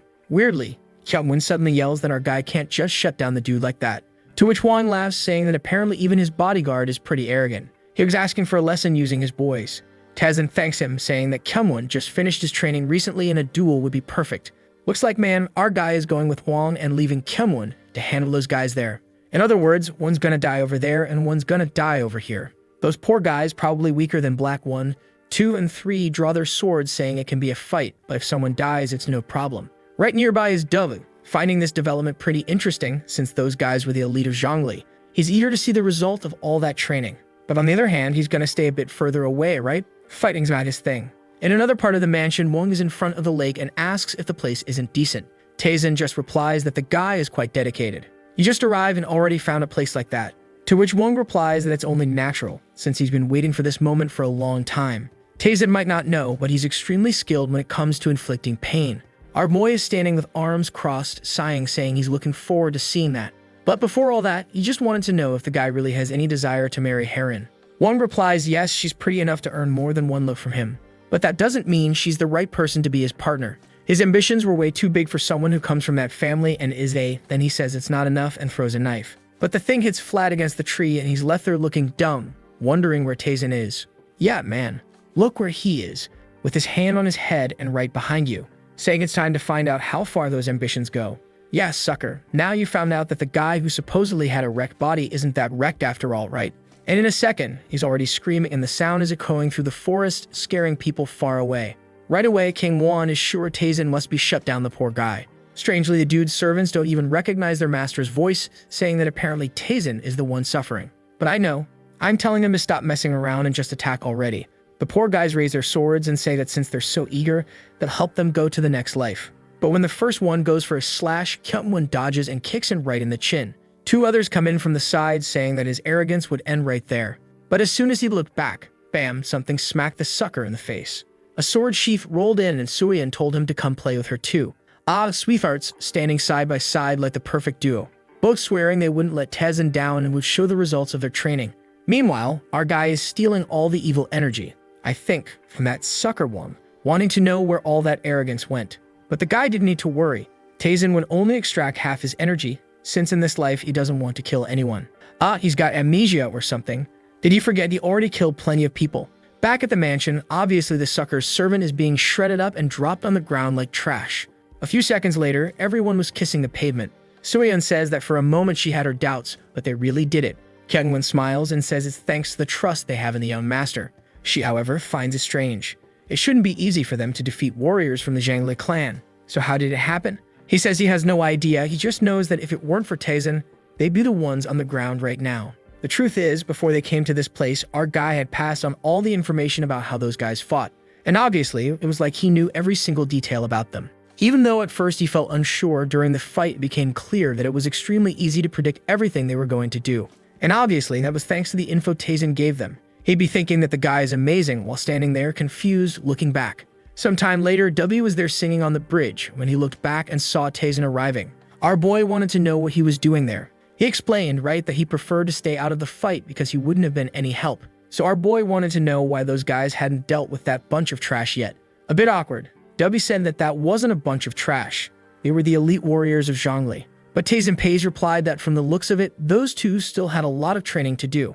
When they got back, they'd be training twice a day. He can't stand people failing around him. W let out a little smirk, right, sneaky? Looks like you're not the one doing the training if all you're doing is thanking them. Sometime later, around the table, Wong was there with the head of the house. Beside him was our dear Rin, who was always blushing. She looked forward and saw Wong's face and lowered her gaze. The father noticed that, glanced to the side, and saw that Wong looked kind of off. He lowered his cup and said he heard the two had a conversation today. Right away, Rin stood up and said she was surprised that Tazen was okay. He, however, asked what she would have done if he wasn't. Before she could answer, he just said yes. They had a very interesting conversation. Something you could say touched their very souls. Wong replied that yes, it's true, it really did shake their souls. Tazen, however, called out to him and said it was rude to talk without looking someone in the eye. The poor guy, all trembling, tried to muster some courage, but standing in front of him was just the captain. One stare from Tazen, and he felt his whole spine get electrocuted and trembled in his seat. The guy merely threw up, stood up, slammed the table, and the food hit the floor. With that, Suyeon helped Heron move away while the others looked confused. Our boy, though, was just smiling, mission accomplished. Sometime later, someone slams the table and asks what the hell is going on. This is the patriarch of the Zhongli clan. The man in front of him tells Master Qian that it seems the bodyguards from that mansion were stronger than expected. They're starting an investigation to see if the Yan mansion helped them in any way. Qian, who's the master, wants to know how Wong is doing in a moment like this. The guy says it looks like he locked himself in a room and refuses to come out at all. He's having some kind of problem with his martial arts, but they can't figure out why. It's almost as if part of his memories were ripped out. Qian puts a hand to his forehead and says the bastard not only got defeated, but also turned into a complete idiot. He's sure it's impossible this is Tazen's doing, since that guy is super weak and was about to die. There must be someone else behind all of this, and things are getting weird. He tells them to find out who's involved in this situation no matter what. The guy just nods and says he'll be taking his leave. While looking out the window, he says they're finally reviving this clan that was nearly wiped out. In a time like this, they can't afford humiliations like that. He swears he'll crush anyone who dares mess with the Zhongli clan, even if it's the celestial demon. Back at the Yang mansion, a group walks through the door. Right away, Kyungwon gets a feeling that trouble's coming. He warns our boy, who just wants to know if they're there for revenge. Kyungwon says he's not sure, but it looked like there were some martial arts masters among them. Tazen wants to know how he's so sure there was a master in the group. The guy explains there was an old man with a sword who clearly wasn't bothering to hide his presence. Our boy laughs and says they really never change. They love to show off and only ever learn after a good beating. He says it's time, and Kyungwon thinks they're heading to face those guys. But Tazen says no, he's got other things to take care of. Confused, his friend asks where they're going, since the matters at the mansion weren't resolved yet. Tazen says not to worry, they've got plenty to deal with thanks to the fool who peed himself. Meanwhile, they should just follow him. He goes ahead saying that finally things were starting to get interesting. By the end of the afternoon, they were arriving at the Blood Axe sect. The demon smiles, saying that they were actually bigger than he expected. Obviously, his friend wants to know what he's planning to do there. This was one of the strongest unorthodox factions in the whole city.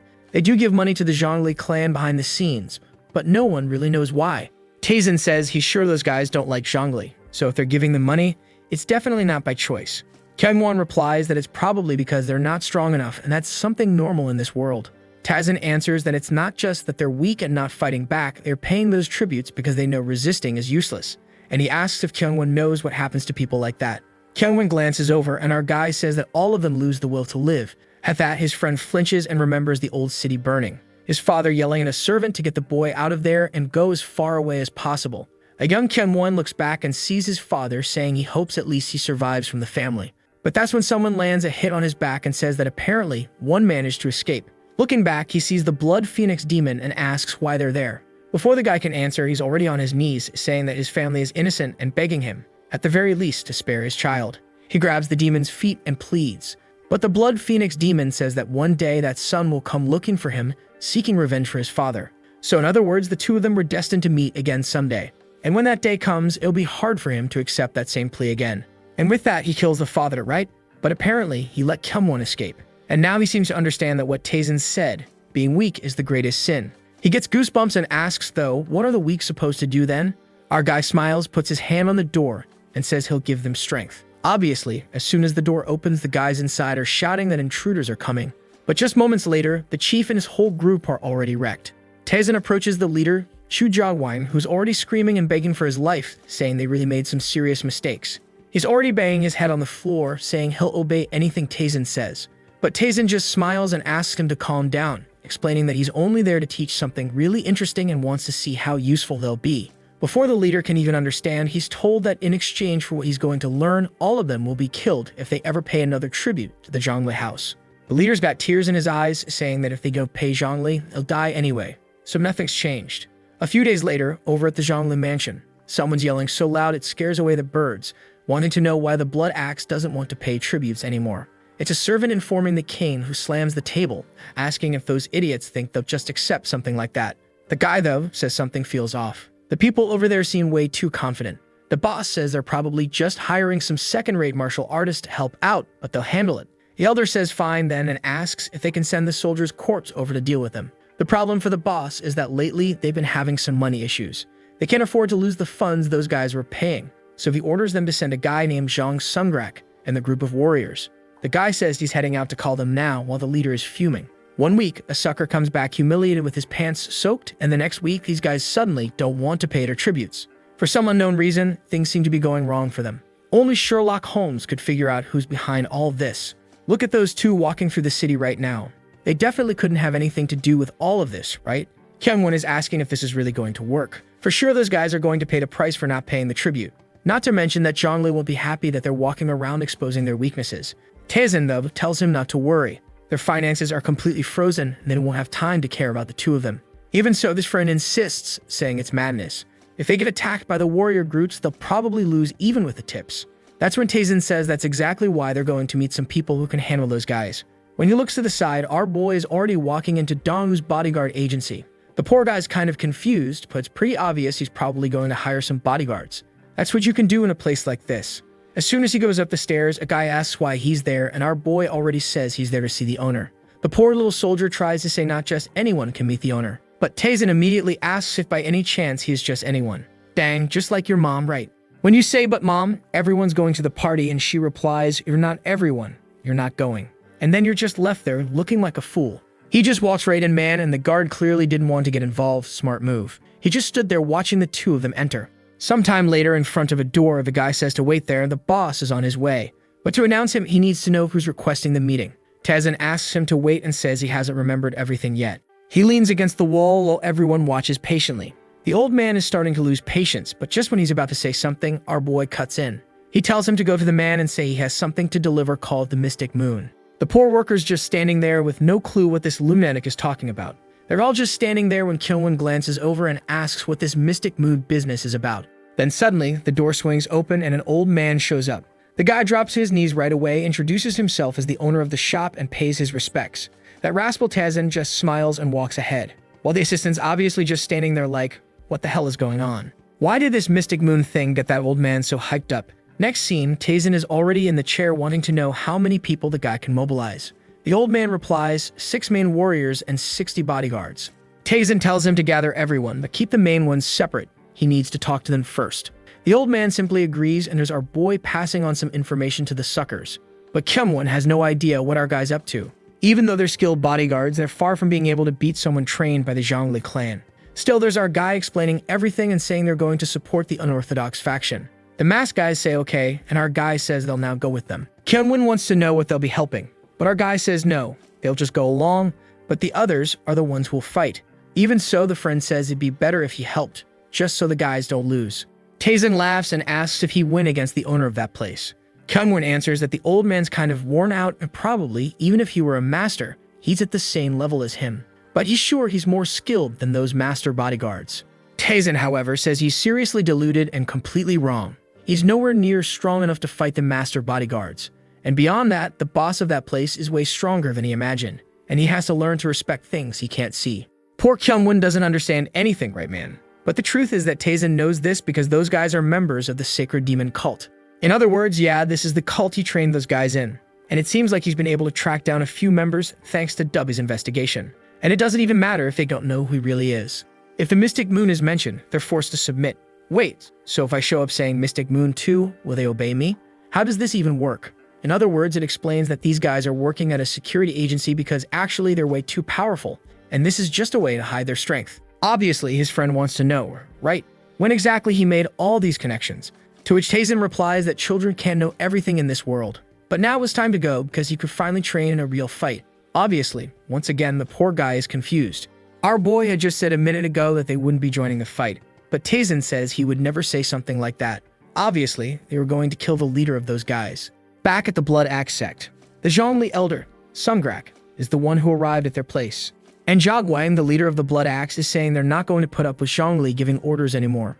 Sungrak, though, asks if he's gone insane or actually thinks he can win. The chief starts yelling like a madman, saying he's not insane. Actually, what they've been trying to do is stay sane, and he warns that they'd rather take a beating and crap their pants. Sungrak hears that and already suspects that whoever was behind what happened to Wong is also behind this, since apparently back when the guy stood up at the table, he didn't just pee himself. I thought he had puked, then I realized he had peed. Now we find out he crapped himself. So the guy let everything out. Suddenly, the old man senses a strange energy, turns to the others and tells them to handle the people inside, and to keep one alive since he had a few questions to ask. He starts leaving the place, feeling something was off. He had taken part in countless battles, but he had never felt something like this. Every fiber of his body was screaming that he was in danger at that moment. Oh boy, look over there. Taesin and the other one are in the tree. You really are in danger, man. That's when our boy says he really does have sharp senses. When the old man looks back, our boy had already dropped down and says that honestly, he does seem strong. Imother Zhongli is kind of a garbage clan, at least their elders maintain some standards. The elder then says he must be Taesin and asks if he's the one behind all this. But our humble boy says there's no point in saying, since his memory won't last much longer anyway. The old man says fine then, he really is bold for a pup. But as soon as he loses 1 or 2 limbs, he'll start talking. But Kyungwon steps forward and says the old man won't even get the chance to fight Taesin. Looking at the boy, Sungrak thinks he doesn't seem all that strong. Besides, there's no way that powerful energy came from the guy behind him. He thinks there must be someone else hiding around who decides to just deal with the two of them quickly. He draws his sword, saying this is going to be quick. Taesin laughs and asks Kyungwon how long he thinks he'll last in the fight. The poor guy is shaking, hand on his sword, saying that this damned elder has a terrifying aura. He didn't expect him to be this strong, but at the very least he's going to give it his all. Our boy says this is a moment of luck. The fastest way to evolve is by fighting someone stronger than you. The old man is tired of the two of them chatting like he's some practice dummy and says he'll end this now. He steps in for a strike, saying this will be over in an instant, but Kyungwon blocks the first attack. The old man pulls back, surprised, and says he's not bad, actually. He comes in again and Kyungwon dodges again, but gets thrown back with his arms shaking. At least now he was more confident since he could see the path of the attacks. He charges again and the two face off. The elder comes down for an overhead slash, telling him to understand that he's nothing more than a mere bodyguard. The guy blocks it again, but the sword got a crack in it. Clearly this wasn't going to last long at that pace just from the force of the impacts. While the old man keeps delivering a barrage of strikes, he asks if Kyungwon really thinks he has any chance. Kyungwon is sure that if he takes even one of those hits in the wrong place, he's going to be sliced in half. Suddenly, Sungrak starts gathering a sphere of energy in his hand. He slams it into his own chest, saying he wants to see if Kyungwon can survive this. The poor guy is sent flying and has to use his sword in the ground to stay upright. And the old man is surprised to see that the bastard didn't fall completely. He's still on his knees. And once again, Kyungwon calms down. As terrifying as the guy is, he can still see the attacks. Taesin praises him, telling him to appreciate the results of all the training he's gone through. Now Sungrak is starting to get scared. He doesn't remember anyone in those bastards' family being able to block one of his attacks like that. He then says he admits that for a bodyguard, Kyungwon has way too much skill. It's a waste for someone like him to be in a guild like that. The best path for him in this life would be to join the Zhongli clan. He throws a glance at Taezin and tells Kyungwon that if he comes to the Zhongli group, he'll learn real martial arts. He's way too talented to be cleaning up the messes of that kid. But Kyungwon just laughs and asks what mess he's supposedly cleaning up for the boy. He also tells the old man that the abilities he's seen so far don't even come close to what Taezin can do. He grabs his sword again and jumps in, saying he wants to see everything he's got. Sungrak replies that he'll stay an arrogant bastard till the end. The guy comes in with an overhead slash. But this time, the old geezer managed to dodge the sword and drove his own into Kyungwon's shoulder. Yep, poor guy staggered back and this time actually dropped to the ground totally exhausted. His arm looked like it was almost disconnected. And of course, it's the one he uses to hold the sword.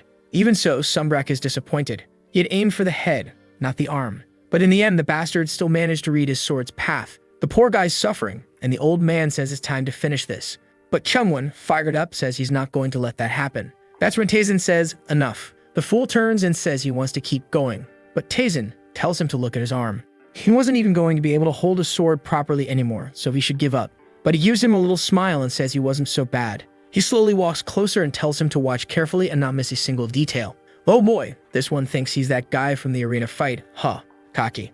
The old man says he heard Taezin was on the verge of death, so it's crazy for him to want a sword fight now.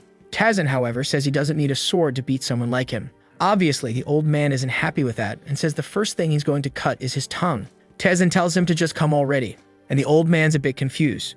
Looking at the boy, he can't see anything special about him. So why is he so confident and cocky? He starts thinking maybe he's hiding something, it might be a bluff. Surely he's just worrying for nothing. He goes in for the strike, convinced there's no way this guy can stop the blow. He pulls off a crazy inverted attack, tosses the sword up to come back down, and he's sure this is a kill shot. Clearly, the kid was an idiot for thinking he could win without even using a sword. But our boy just takes a tiny step to the side, smiling. The old man's trying to figure out when he got that close, and Taezin says he told him he doesn't need a sword. He lands a clean strike on the old man, who obviously hits the ground immediately. His vision starts going blurry as he wonders who the hell this bastard is. Poor Kyungwon is just standing there, speechless. He struggled like hell against that old man, and he still couldn't understand how Taezin won so easily. If he wanted revenge, he at least need to move the way he does. Back at the Yan clan mansion, W is looking at him saying he's in really bad shape. Kyungwon's just there, right, with not much to say in response. And the doctor warns that if it hadn't been him, any other doctor would have cut the arm off, since restoring something like that would have been impossible. Kyungwon doesn't say anything and W starts bragging, saying he better always remember how great it is to have an amazing doctor like him around. Kyungwon tilts his head, thanking him, while the doctor says he likes humans because they're animals that know how to recognize kindness. Sueyam thanks him, saying they already thanked him 19 times, so maybe that's enough. But the doctor says that's just to make sure they don't forget how kind he is in the future. The two of them thank him again. Dubba then glances to the side and sees Taezin arriving. He says he's shown up at the perfect time and asks if he heard about the big offer he got. He was about to say something about being offered some herbs, when suddenly Taezin gives him a look, and he immediately turns away, asking why he looks so scary today. Our boy tells him to leave if he wants. Dubby is a little confused, wondering where he's supposed to go. Our boy says if he wants to go with the Zhongli clan and just go already. Dubby starts to say something about how our boy is the only one he wants to serve, but Taezin just tells him to shut it, and warns him, either go join the Zhongli clan or go deal with the mountain bandits. Kyungwon then explains that at least now the Zhongli guys will be occupied for a while. But Art Moy says, unfortunately, that's not how it's going to be. Now that they're completely cornered, their only chance is to come at them with everything they've got. But that wasn't the most important part. These guys shouldn't even have the guts to act this boldly, which means someone is behind all this. And first, they need to figure out who's pulling Zhongli's strings. He asked if Dubby found what he asked for, and Dubby says he is. It took him 3 days and all his subordinates to find it. Taezin smiles and says to hand it over already. He wants to know who's controlling Zhongli in this era. Scene cuts to the Zhongli clan. A woman walks through the corridor in heels and everyone bows to her. One of them announces that someone from the White Flower Courtesan house is there. The Zhongli patriarch says to let her in immediately, and as soon as he sees her, he's already trembling. Oh boy, she's way too beautiful for the artist to be hiding her for 16 panels. She's there stroking the furniture, saying she heard that one of the elders died last night. She wants to know if he was really killed by a merchant's son. Sheenan, however, explains that there were extremely skilled people with that guy, but they don't need to worry, soon he'll take care of it all. The woman, though, says no deal. The women of the White Flower Courtesan house are going to handle Taezin themselves. Whoa, if there's one group our boy has experience dealing with, it's the Courtesans, right? I don't know if her plan's gonna work. The boss is a bit nervous, but she tells him not to worry. Very soon he'll end up paying her a visit, since they're spreading rumors to lure him in.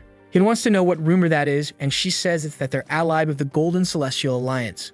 Man, the artist really was hiding this little model from us, huh? Too bad we already know. Either she's gonna die to our boy, or, well, I think she will. Is he going to kill a woman? Now I'm curious. Is he that kind of guy? The next day, our boy is telling them not to follow if they're going to keep acting like this. W asks if they should leave Kyungwon behind, but Kyungwon says no way. He's full of energy. W says that at this rate, they're going to get caught before even accomplishing anything, so it'd be better to use poison. They ask, what kind of poison? He says it's something that basically changes your facial expression since it relaxes your face completely. The poor guy, though, in the middle of the explanation, is once again the poor guy when it comes to Taesun, who just tells them to hurry up. Still, W insists that at the very least, they should use the poison on Kyungwon, since he was drawing too much attention. Taesun starts wondering if he's really surrounding himself with decent people. And with that, Kyungwon is just left standing there with a dumb look on his face. Sometime later, they arrive at the White Flower Courtson House people. Our boy has arrived in his natural habitat, and Suyeon is devastated that he's going back to his old habits. Dove, however, tells her to take a closer look. That wasn't just any place, it was a Courtson house backed by the Golden Celestial Alliance. She finds it strange that guys like them are getting involved in a place like this. Dove explains that these people are constantly expanding their locations to gather as much information as possible. You could easily tell just by looking at the soldiers outside. They looked like regular people, but they were extremely skilled. Taesun suddenly points out that the rumors about this place only started recently, which suggests they're trying to attract a specific person. W agrees and says it makes total sense. Suyeon, on the other hand, says that if they're trying to lure someone, maybe they shouldn't be going there, because, you know, it could be a trap. The doctor asks if she's feeling sorry for Taesun, and she replies, hell no. And so the Fantastic Four entered the building. The first one appears, welcoming them, saying the girls there were wondering when the Night King of Wuhan would finally visit them. Double laughs and says that apparently the rumor has been spreading a lot. He pushes the girl aside and tells her to bring the best they got. Meanwhile, Taesun is just observing that the guards here aren't bad at all. They could go toe-to-toe with warriors from respected clans. If this alliance has warriors like this around, that clearly means there's an even bigger group behind all of this. What he wants to figure out is what they're actually planning. At that moment, the woman from the house appears saying his room and companion were already prepared. Double thought he was gonna get out of it, man. But Suyeon said he was staying there with them. He tried to say no, but she just ordered a guard to take the guy in. And there he was, sitting on the bench, thinking, really? I'm gonna have to stay in a place like this. Kyungwon, on the other hand, already knew what was coming. Then Suyeon asked what happened. He didn't look too good. All twisted up, he replies that he's fine, she doesn't need to worry. But he's saying that the poison he took is wearing off, and it looks like it's causing some side effects. Strangely, from his perspective, he sees Suyeon asking if he wants to meet a fourth too. He shouts back, telling her not to worry, he's fine. She seems confused by the reaction, but once again, from his POV, she says she's going to take a closer look. And the guy's already smacking his head into the wall. Seeing Dubba's little smirk, he's sure that bastard knew about the side effect. With his forehead bleeding, he says not to worry. It's all resolved. Suddenly, everyone almost draws their swords when someone says that Master Taesun doesn't seem to be around. It's the Zhongli administrator known as Manhwa. And yep, along with him, obviously, comes a squad. W asks if the Zhongli warriors are allied with the people from this place.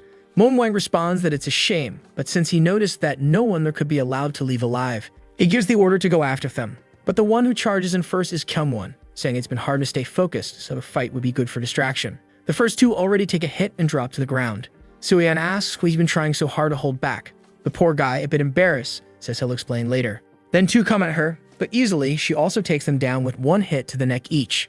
While the fight is going on, our boy is sitting there, turned to the next victim. The poor girl tells him to come closer, that it's going to be fun. But he replies that it sounded kind of noisy outside. She asks what he means by that. He says it was the sound of a fight going on. She pretended to be clueless and said maybe his hearing was off because she wasn't hearing anything. But the damn woman was thinking to herself that of course there was a fight going on. This was the beginning of his end today. She was feeling a bit sad, thinking it was a shame he was going to die like that without even realizing what was going on, since at least he was kinda cute. Then suddenly, Taesun asks if she wants to have both her eyes ripped out. Did he look like some prey that got caught? The fool was all confused, wondering what he was talking about. But he answers that she must be thinking he showed up there without knowing anything. In the blink of an eye, he punches the wall and tells her to never look at him like that again. Meanwhile, Suyeon and Kyungwon are outside having a good time. Another one comes at him from behind, but he dodges. At the same time, Suyeon shows up behind him to help, pushes him back into the fight and slices through one more enemy. Then she comes from the side and cuts the shoulder of another guy. And a few moments later, everyone's lying on the floor. The two of them are exhausted, and that's when Mom Wang says they really are just a bunch of useless idiots. Man pulls out a little fruit peeling knife and says he'll have to handle this himself. Obviously, they're confused. Who pulls out a paring knife in a fight like this? But suddenly, the lunatic launches himself at them. They raise their swords, realizing he was way too fast. But the old man just ducked low and slipped past clean. I thought he was going to stab both of them right there. But actually, he threw out a flurry of attacks. The two managed to defend, but not perfectly. They were getting cut here and there across the face. The suckers had to retreat, and Kyungwon wondered if fighting a master was just too much for the two of them. Moon Wang says they're skilled, but they're dreaming if they think they can beat an elder. Even if they're talented, it would be disgraceful for the clan if he lost here. But right at that moment, boom, the wall behind them explodes. The gang already knows what's coming, right? Bodies drop to the ground, and Taizan appears. Moon Wang recognizes him instantly and says he can't believe it. Last he heard, Taizan was the name of a guy with a wrecked body.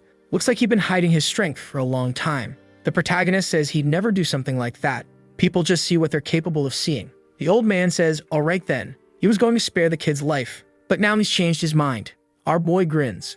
Moon Wang pulls out knives and gets ready. He throws 3 at Taizan, who easily dodges them. The guy behind the door almost got hit though. Taizan says the old man's shaking way too much for someone talking about sparing lives. He starts walking toward him, saying he knows the guy won't have the answers he wants anyway. So hey, he grabs the guy's little hat and says they'll just move on to the fun part. The old guy didn't even realize he'd gotten so close. And there goes Taizan, absorbing all the man's energy. A little while later, Nova shows up smiling, and Kyungwon celebrates that at least he didn't get attacked. He says not to worry. When it comes to hiding well during fights, you can count on him. Then Taizan finishes up and lets go of the old man, and everyone leaves the courts and house. Apparently, it's the first time Taizan left one of these places before sunrise. Oh wait, scratch that. They're already beating up other guys and heading to a different area of the region. The lady is confused, wanting to know who exactly they're looking for. Dub explains that it's obviously the people behind all of these incidents. Whoa, look who's in the middle of the next room, the next target. Taizan enters. She glances over and he immediately asks if she is the one. She better not even think about claiming the course and house had nothing to do with it.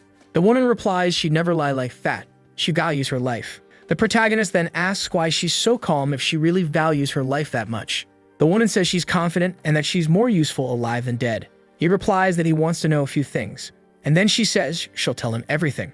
Obviously, our boy tells her to say who's behind all of this. He doesn't want names from the Celestial Alliance. He wants the identity of whoever's behind them.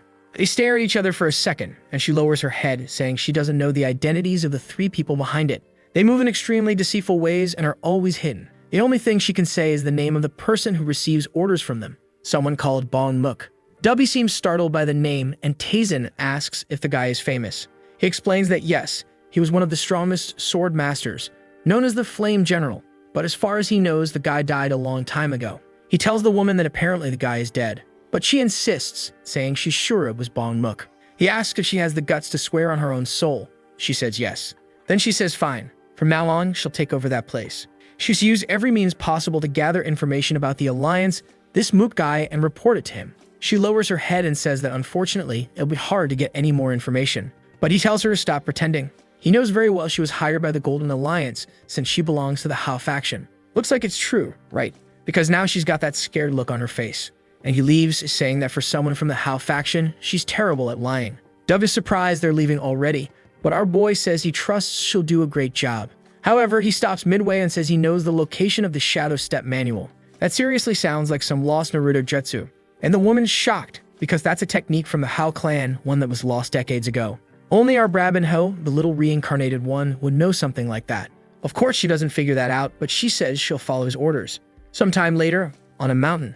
Yeah, looks like it really was the first time Taizan went to a courtson house and made it back before sunrise. A man is walking across a bridge. Oh, probably that Bong Mook guy, right? He runs into some pump with yellow or red hair. Looks like a villain, who asks what the problem is.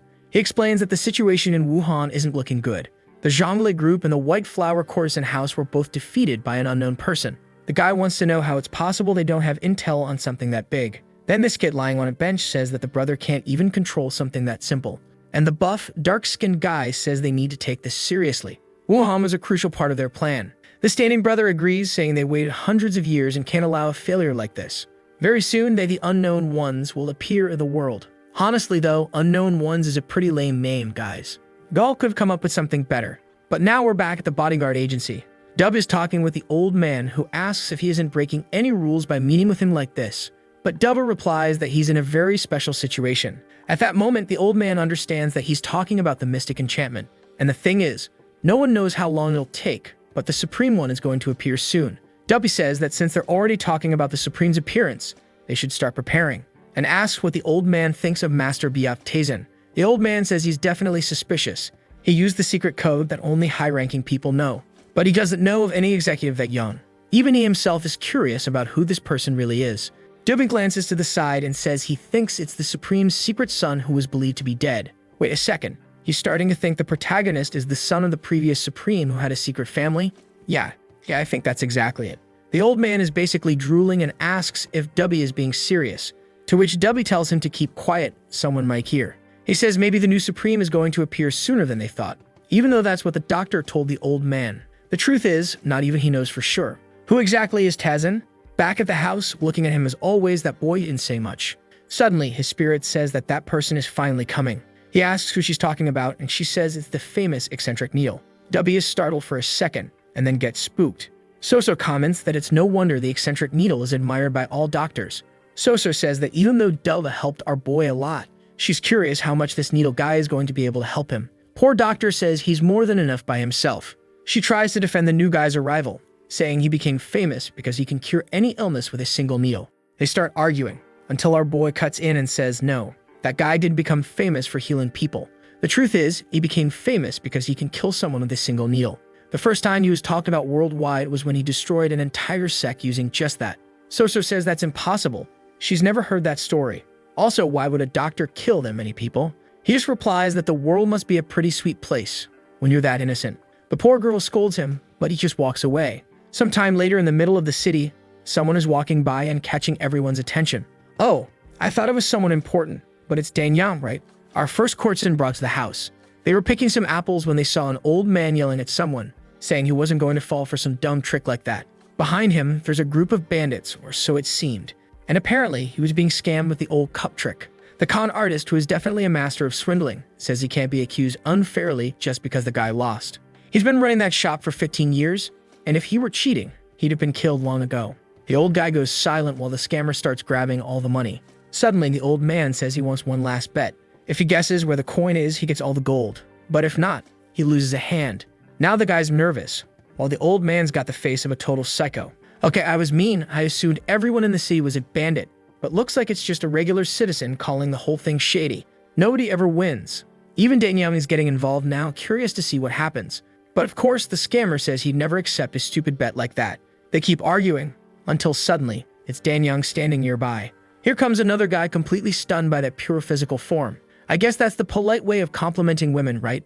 Instead of saying, she's hot, you say, wow, what a refined, pure physical form. And as soon as she starts walking, the guy throws the money in the scammer's face and runs after her, all excited because he just found something very interesting. In front of the golden wall gate, he's sure she went that way. And bam, he opens the door like he owns the place. The old man at the entrance welcomes him and says it's great to have a guest like him. The guy goes straight to the point, saying he saw a woman go in that direction and wants to know where she went. If I'm not wrong, that old guy is Mujin, right folks? There are so many names now, it's getting hard to keep up. Mujin says that if she was the last to enter, then it's Danyang who serves Master Daezang. The guy is confused, she's just a servant. Mujin hints that he better not even think about trying to take her as a disciple. Even the Dr. Dava once tried something and ended up becoming a servant here in the region too. Looks like that old man must be the so-called Needles, right? Because he says not to compare him to trash like Dava. Sitting behind a table is our boy, and Dava's next to him with an annoyed expression. Right away, eccentric Needles recognizes him, thinking he was way younger than expected. Our guy then says he finds it weird how everyone who comes to this place ends up getting interested in his maids. Needles is angry that the boy spoke to him so casually, and just says the girl's energy was impressive. Her talent was being wasted in that place, and if she trained with him for 10 years, she'd become an incredible doctor. Tazen, though, says the guy doesn't even look that skilled. So what exactly would he teach her? Obviously, that eccentric Needles dude loses his mind immediately, but then suddenly, something approaches. He instantly feels a chill and closes his eyes. When he opens them, it's just our boy asking him to check his pulse. He wants to see just how talented this guy really is. That Needles guy, man, looks like a bit of a fraud, huh? This big martial arts artist is now trembling from just a glance. He's wondering how this kid made him feel breathless for a moment. Tazen tells him to hurry up and check already, and the guy obeys. because he knows if the kid had a sword in his hand, he'd be dead by now. The problem is, he can't even feel the energy coming from him. So how's that even possible? But the moment he touches the pulse, his expression changes. He says that the boy's body really is a mess. Tazen answers, that's obvious. What I want to know is how long it's going to take to fix it. And man, the guy delivers some bad news. He says it would take so long to fix Tazen's body that he'd be better off living a quiet, normal life. Tazen laughs, looks over at Dubby and says, well, since this guy's saying that, you can now consider yourself better than him. Needle says not to lie, but our boy replies that Dubby had already warned him it would take a few years to recover. Now he wants to know, if Needles doesn't have martial skills or healing skills, why is he even famous? After a moment of silence, he says fine. He wants to make a bet. Our boy's already interested and tells him to go on. Needles says he'll prove his martial arts aren't weak by fighting someone, but if he wins, he gets all the maids from that place. Tazen says okay, but what does he get out of it? Needles says he's wagering himself. There's no better deal in the world than that. Even the biggest alliances are fighting to recruit him. Yeah man, too bad you're talking to the protagonist, you're going to lose. And our boy still says he doesn't just want the guy's body. If he's going to wager something, it has to be his soul too. Needles turns and asks if he means full loyalty, and he promises it. With a little grin, they are now standing in the arena. Needles wants to know who he'll be fighting, and strangely Tazen says, it's him. Ah, now I get it. When the guy said it couldn't be Tazen, it wasn't out of fear. He just thought that with a body in that bad of a state, there was no way he'd stand a chance. And now he's there with that idiot look on his face, asking if Tazen plans on losing. To which Tazen tells him to figure it out for himself. Needles studies him, trying to understand what he's planning. Based on the pulse analysis he did, it should be hard for Tazen to even stand and walk. He seems to come to the conclusion that Tazen wants to die. He tells him not to throw his life away like this. There's still so much to come. Dubba starts talking a bunch, and our boy wonders why every doctor talks so damn much. He tells them both to shut up, and asks if Needles is hesitating so much because he's afraid of losing. Tired of it, the guy says fine, but don't blame him if the kid dies.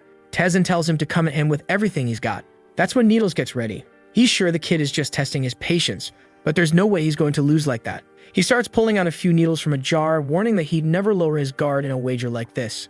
Then he begins moving and throws a few needles to create a distraction. He shifts to the side and draws 3 more that are aimed directly at one of Tazen's vital points. He throws a bunch with each hand, saying it's impossible for anyone to dodge that. But the needles completely miss and he's left confused. The protagonist asks if that was the little trick he had up his sleeve. The guy's about to draw more needles, but Tazen says that's enough. The old man feels the boy's presence, but in the blink of an eye, Tazen disappears and reappears right in front of him. He pretends to aim for his chest, which forces the guy to guard, but all he does is sweep his legs out from under him. The guy loses balance and ends up getting pushed out of the arena. The shove looked light, but the wall behind him exploded. And the worst part? His own needles were stuck in his chest. Weirdly, he gets back up, saying he doesn't know what kind of magic that was, but he won't miss this time. Our boy says, yep, looks like the bastard won't admit defeat unless he's dead. Tazen starts flickering around like a shadow, and Needles tells himself he'll now focus a ton of energy into his eyes. That way, it'll be impossible to get tricked by that technique again. But in a second, Tazen's already at his back, saying the guy really is just as bad a martial artist as he thought. The sound of a bone cracking under the moonlight. Sometime later, the guy opens his eyes to see Dubba smiling and asking if he's finally awake. After that hit to the head, he blacked out and stayed down for a while. Dubba lets him know he's under a few precautions in case he thought about running. Needles gets up all crooked, asking what this restriction thing is supposed to mean. To which Dubba replies with the obvious. From now on, he belongs to Tazen. The old man puts his hand on his head and says, all right, I've never been this speechless before.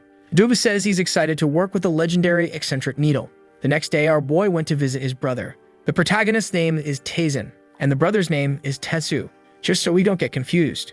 Actually, to really avoid confusion, let's just keep calling him the protagonist's brother. That's easier. And the brother says he's looking way better. Looks like the visit from eccentric Needle and the divine doctor really helped the kid.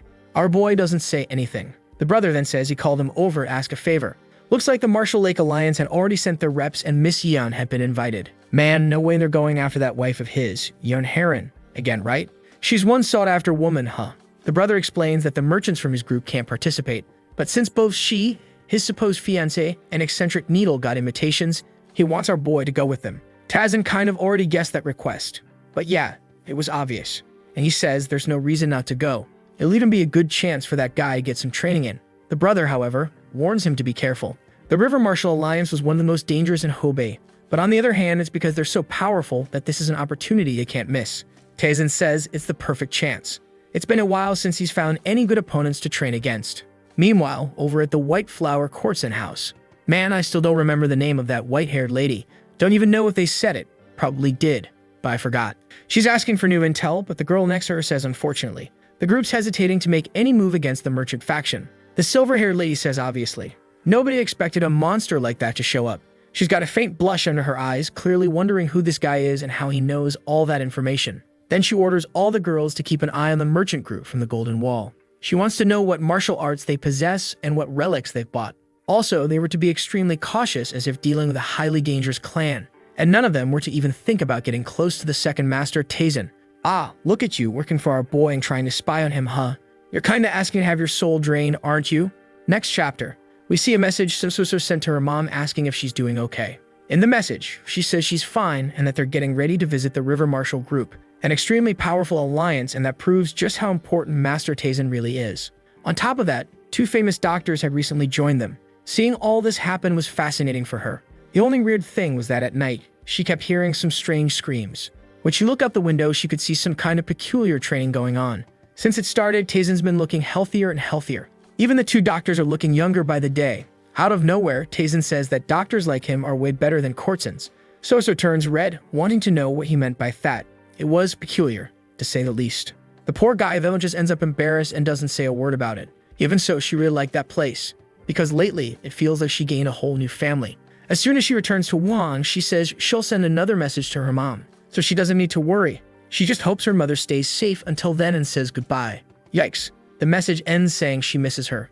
I don't know why, but that message kinda gives me the vibes Soso's gonna die, and Tazen's gonna go full beast mode or something. I mean, I'm trying to guess the future here, but I'm usually wrong anyway. Meanwhile, back at the White Flower Courtson house, our boy is already there, got the boss lady on her knees.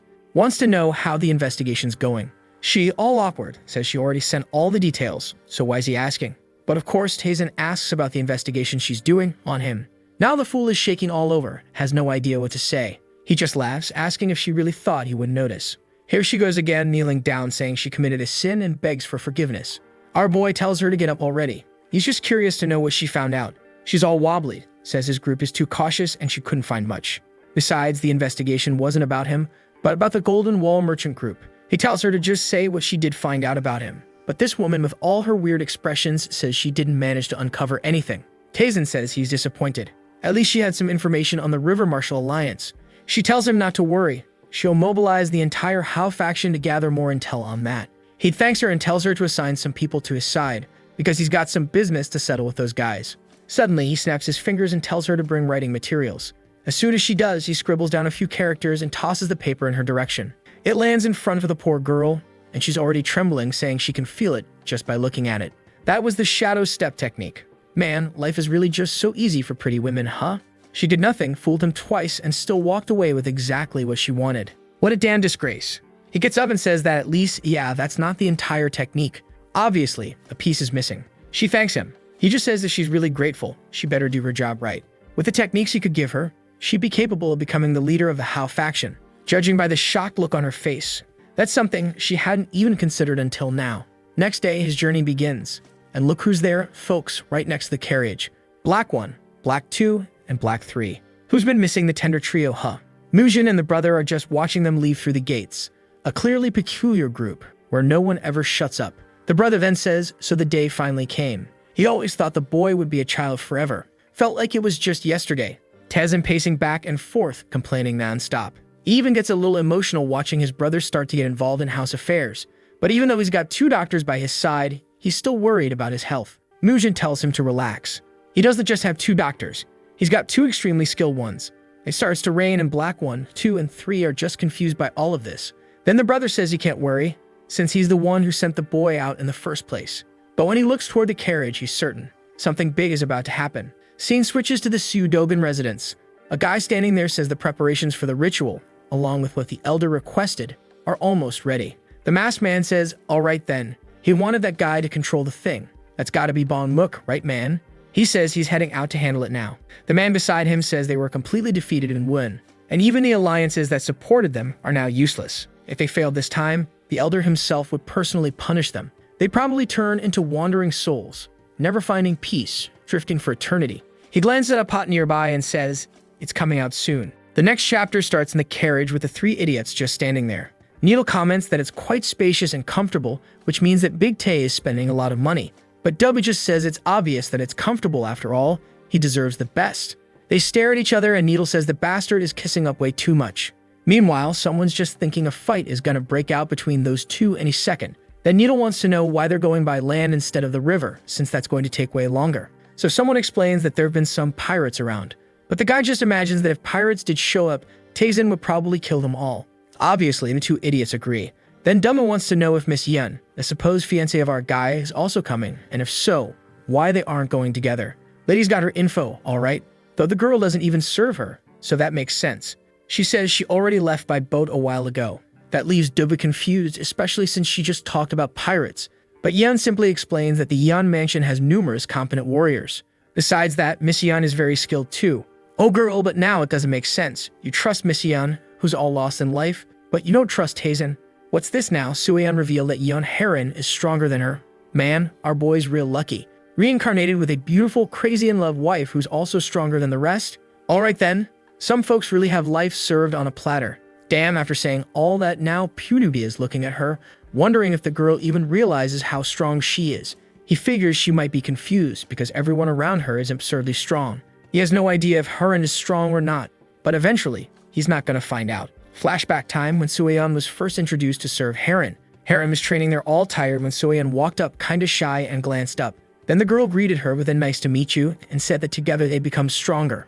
Back to the trip, by evening they stopped for a break. Sueon and Kyungwon man, they're at it again, training like always. Those two never rest. She goes at him full force and he notices something off and manages to block the attack. She's already coming at him with another strike and Kyungwon wonders why she's so fired up today, man. She goes in for a slash, he blocks it from the side and hits back with a perfect counter on her arm. No pain, huh? He just asks if the warrior's okay. She's kinda cold sweating, says she's fine and wants to keep going. When he's about to say she should talk to the medic first, Saucerbait shows up saying dinner's ready.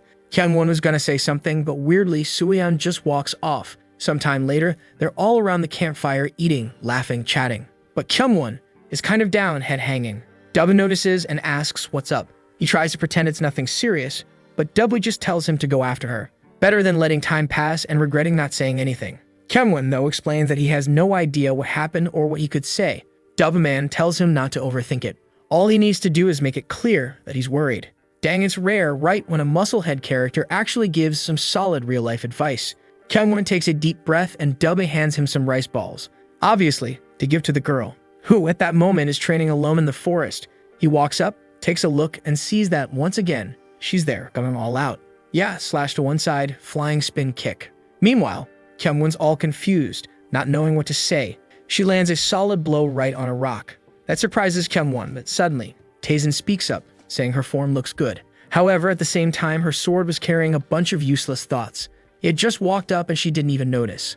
Meaning, if he were an enemy, she'd be dead. Just like with everyone else, she tries to say something, but Taizin just cuts her off, telling her to empty her mind and keep all her senses open. She asks how many people in the world would even be able to do something like that. To which he responds that he knows at least 500 who can do it, meaning there must be plenty of others who can too. Man, that's a pretty specific number, huh? But alright. Oh boy, here comes the philosopher. He drops a truth bomb on her saying it wasn't necessarily a bad thing to live within the limits she had placed on herself. Obviously the girl, who already had a shaken up mind, now just got thrown way out there. Kyungwon was watching and suddenly, a galaxy started appearing. A drop fell on the girl and he started wondering if that was the so-called transcendental trance. Sheesh, what a fancy word. Suddenly, Sueon was surrounded by a golden hour light, and that's when our guy noticed that Kyungwon back there was shaking. Of course, Taizin had known about his presence for a long time already. Then he ran forward and approached Sueon. Looked like some kind of process was about to go down, man. I don't know what happened, but now it's morning and she's opening her eyes. Seems like she already knew about the transcendental trance thing too. She looks back and there's Kyungwon, standing ready. Ah, got it. I think she was going through something like a Super Saiyan evolution, and well, he stood guard in case someone tried to kill her in the middle of that trip, so she wouldn't die. She calls out to him, so he turns back to look at her, eyes all sunken from getting no sleep, congratulating her on the awakening. Of course, she's surprised and wants to know how long he's been there, to which he just replies that he was worried someone might interrupt the process. Oh, and she is all blushy out of nowhere. She asks what's that thing on the ground, right? Obviously, it's that food he brought. And again, she gets blushy and goes in for the munching. Says it's delicious and thanks him. Out of the blue, the boy just lights up, said 3 words, and brought the guy back to life. And with that, we're back on the road. In the carriage, our boy congratulates her for managing to awaken without much trouble. Suya immediately thanks him, saying it's all thanks to the teachings he's been giving her. He tells her to be more careful though, after all, if she'd gone into that process without someone around, she would have been screwed. He thanks him, saying he'll keep that in mind. Taezin throws in his bit about their relationship, saying she was lucky to have someone who wanted to stay by her side all night. Look how they're looking at each other, man. Meanwhile, there's Sosa right in the middle, holding the candle. Poor girl.